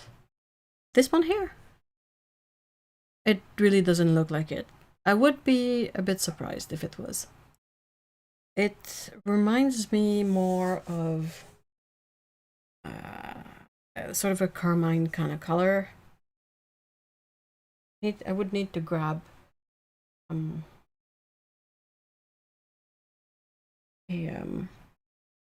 chart of colors to reference. Thank you. I would share it in the Discord. Yes, please. Oh, the orangey one. This one. Yeah. Okay. Yeah, that would track. Like a cat red light or. Do they have a cat red orange color? Which would basically be a mix of cat red and cat orange. 1/3 of the palettes is blue. Yeah. And there's 0 green. That's really unusual. I'm here for it, but it is unusual, right? I wonder if someone was to buy this little set in like a month, if they would get the same colors in it. And that looks like a lemon yellow or cadmium lemon. Wonder if I swatch them on. Nah, it's not a lot of granulation in any of these. Have a good night, a watercolorist. Thank you for stopping by. The one on the left in the bottom row is probably PV19 or pinkish. I don't think it is PV19. But if I recall correctly, they're PR250. Yeah, it is very, very red. Hold on, let me grab a swatches.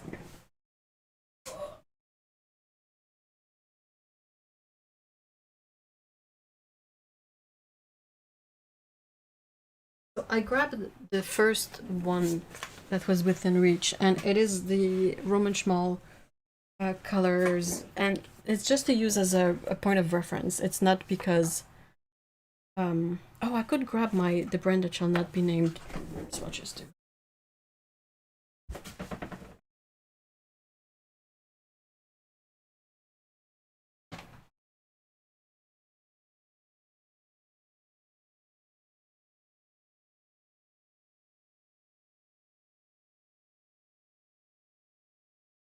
They do provide a good reference point for matching colors when you have no idea what the color is. Now add for glue and dentures.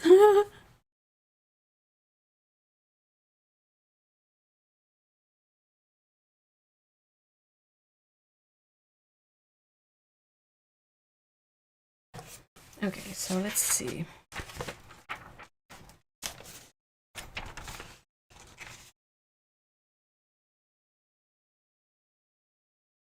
Like, I feel I'm quite sure that the yellow is a cadmium.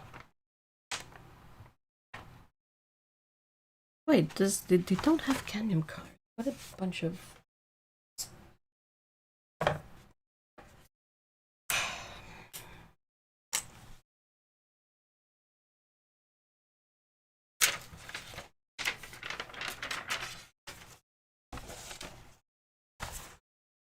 Yeah, cad yellow would kind of make sense, right? Cad yellow, PY35.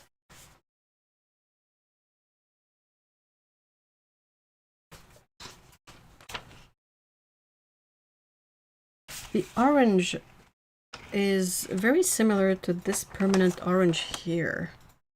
And that one is PO62. It could be a mix, of course. Very easy to get an orange from a mix of a yellow and a red, but yeah.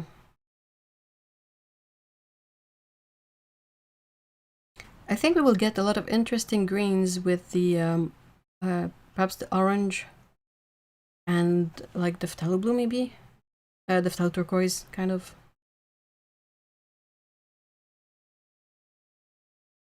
But yeah, so the orange is very similar to this one. The red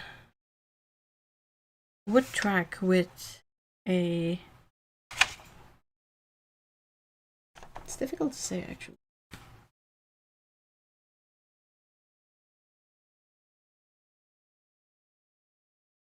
It's the diluted color that kind of throws me off a little bit.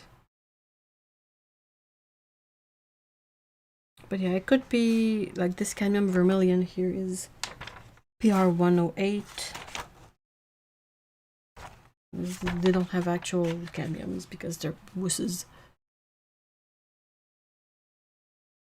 Want to fight the colored set designer whenever I say purple included yet no green.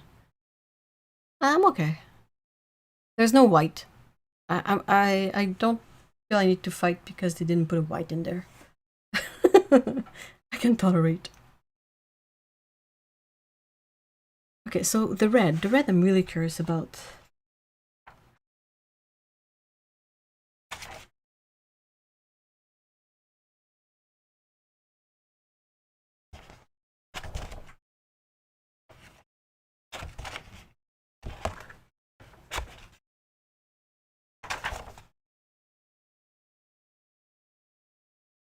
I will say these are kind of ass. If you'll pardon my French.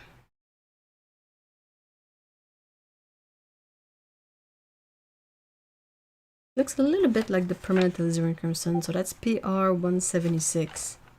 I don't know if you guys can kind of see the similarities.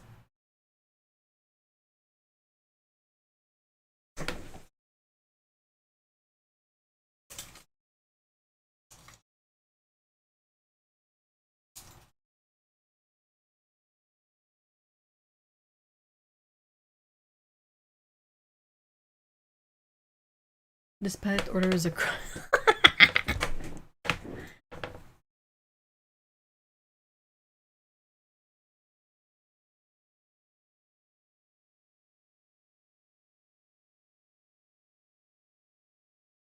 I know that some that came with the later releases too.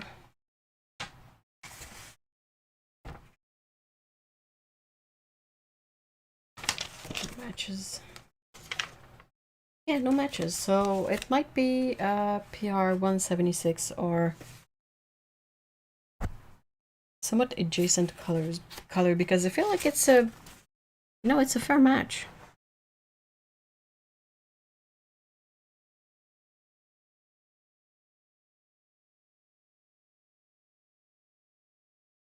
And then for the rest, well, I don't feel like I particularly need to compare, but okay. So Prussian blue. The thing is Prussian blue has some variance in it. So the Roman Schmaltz Prussian blue is more blue. This one is a bit more muted and a bit more green.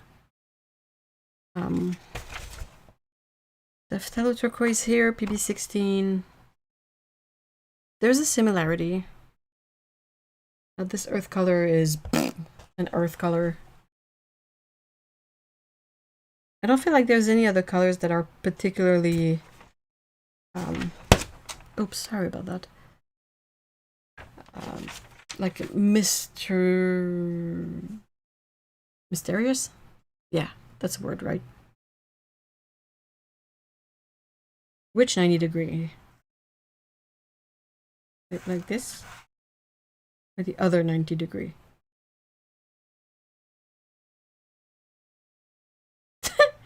Our blue Puerto Rican blues.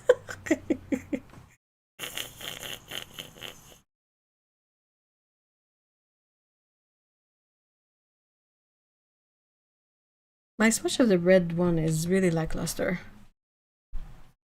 Not happy with it.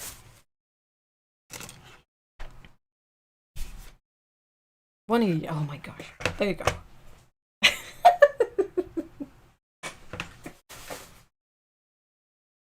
I I have a piece of scrap paper.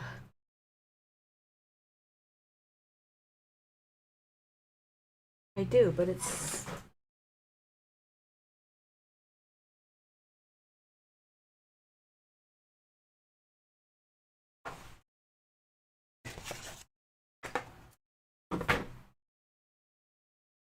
No? What did I do? I can't win.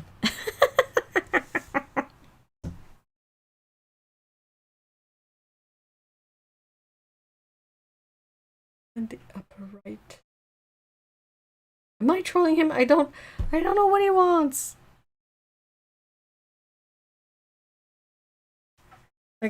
Like this? Don't. There's a pet hair on it.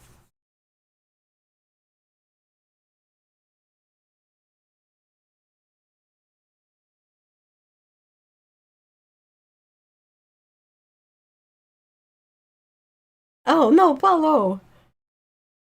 I just don't know what you want. I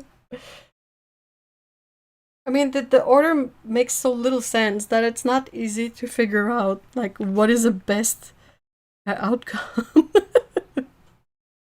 Wait, now I don't know what color is what. What did I just pick? Just picked the purple? Oh, I did. Okay, cool. It's not the color that I wanted to pick, but it's fine. I wanted to mix the purple and the yellow just to get a feel for that.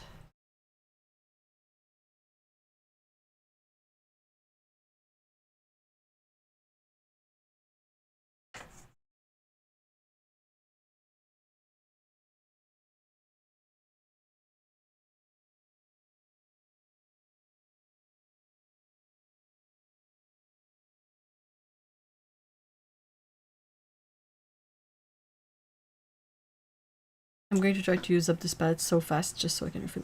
What if I did this? Huh?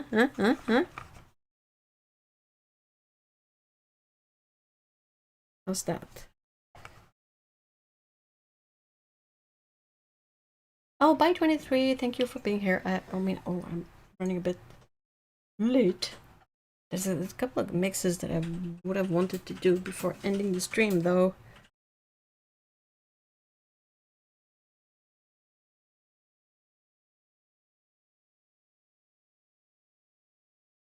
Good luck, Sassy. I hope you find something good.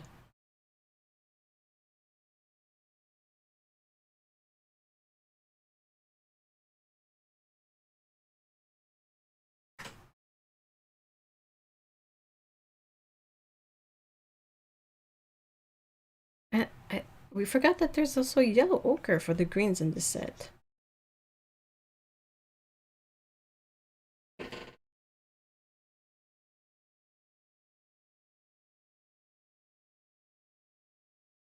I think we figured it out. Oh, I'm not visible. The delay is really not helpful, but you know, what can I do? What would yellow ochre and yellow turquoise look like? I love that yellow ochre. It is really nice and yellowy. Ooh.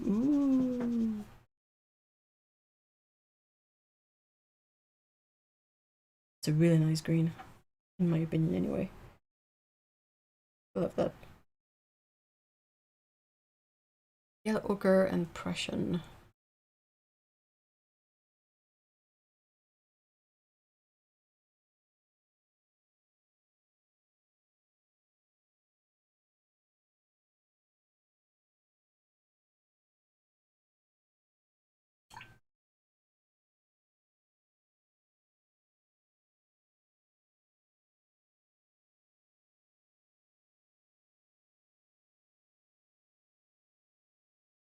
Whee!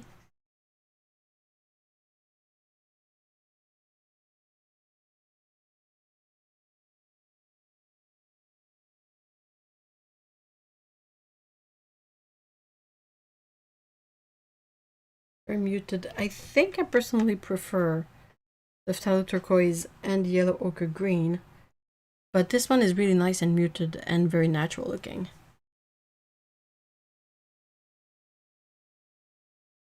I just bought a tube of Holbein raw sienna, worst by ever.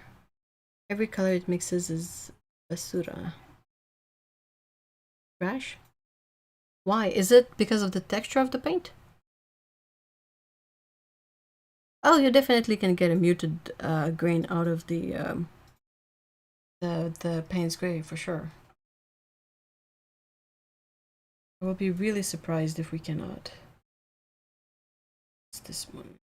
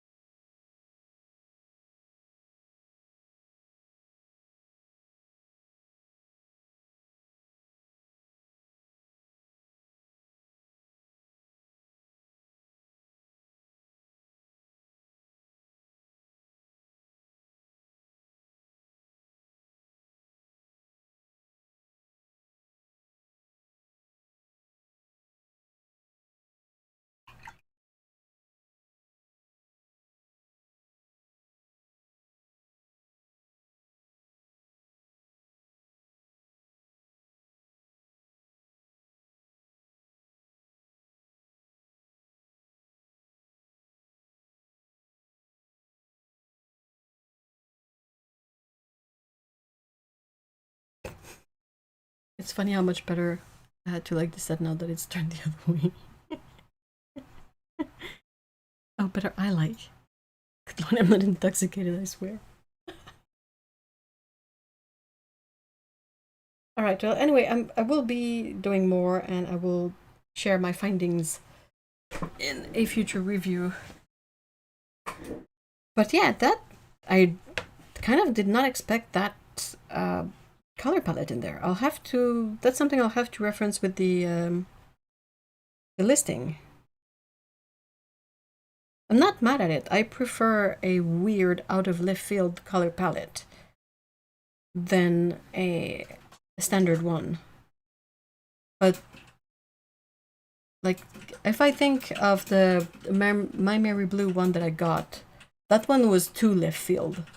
That it became just not fun to use because there was, it's like there was no quote unquote chemistry between the colors.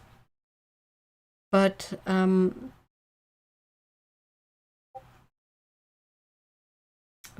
feel like this one has more chemistry to it. I thought it was semi-transparent, turned out to basically be opaque yellow ochre. I've gotten... Is it? Possibly. I feel like, from what I remember of Holbein, their yellow ochre is definitely quite opaque and quite nice. I don't really remember the raw sienna. I haven't used it all that much.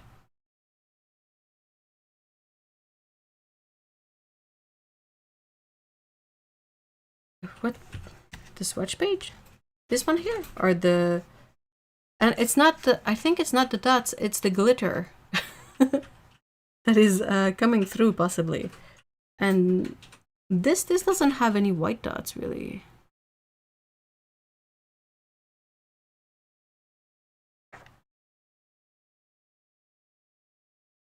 Might get that Fumui neutral set. Well, if the open stock... if the pans are available open stock, that's something you could possibly look into as well. If you only want like a handful of colors to try something out and have fun with it, rather than a whole set.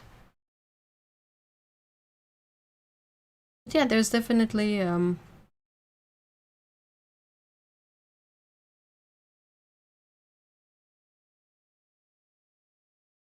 something fun to work with such a limited palette, basically. Glittery glitter. Did I say glittery glitter? Maybe I meant glittery paper. Sorry. What is talking anymore? Ah! I was distracted during the part where you said it. Yeah, it is glitter paper, so that's why it It's sparkly. It is both like the most ridiculous thing, but also like the most fun thing. Oh, the Marshmallow from Toulouse. Oh, okay. Yeah. Though that one is not necessarily based on secondary colors, it's just more muted colors. Because of what you have in there, I think. You have the nickel, like you have a yellow, you have the indigo greenish. There's the special orange color, and what's the other one? Oh, that's shadow violet. So it's like a half and half-ish. But it's fun. I really like a weird color selection. Like I said, the memory blue set that I got was too weird. And had no rhyme or reason. And like there was no... I don't think there was any yellow of any sort in there. And that was kind of weird. It had like a magenta, a cobalt green, a bunch of earth tones, a couple of neutrals, a red, an orange, maybe a like ultramarine. It was difficult to use because you could not, like it was very limited basically.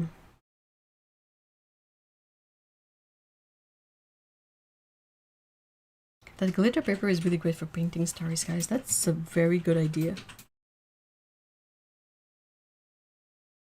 I'm gonna have to try that. But yeah, thank you so much guys for hanging out today. It was kind of fun to be able to swatch these and, you know, get a bit of work done at the same time.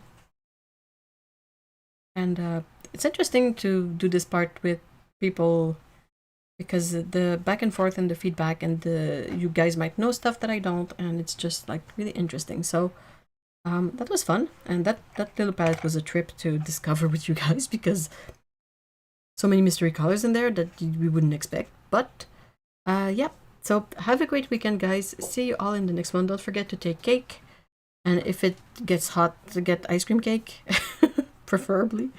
And see y'all in the next one or on the Discord. So bye bye.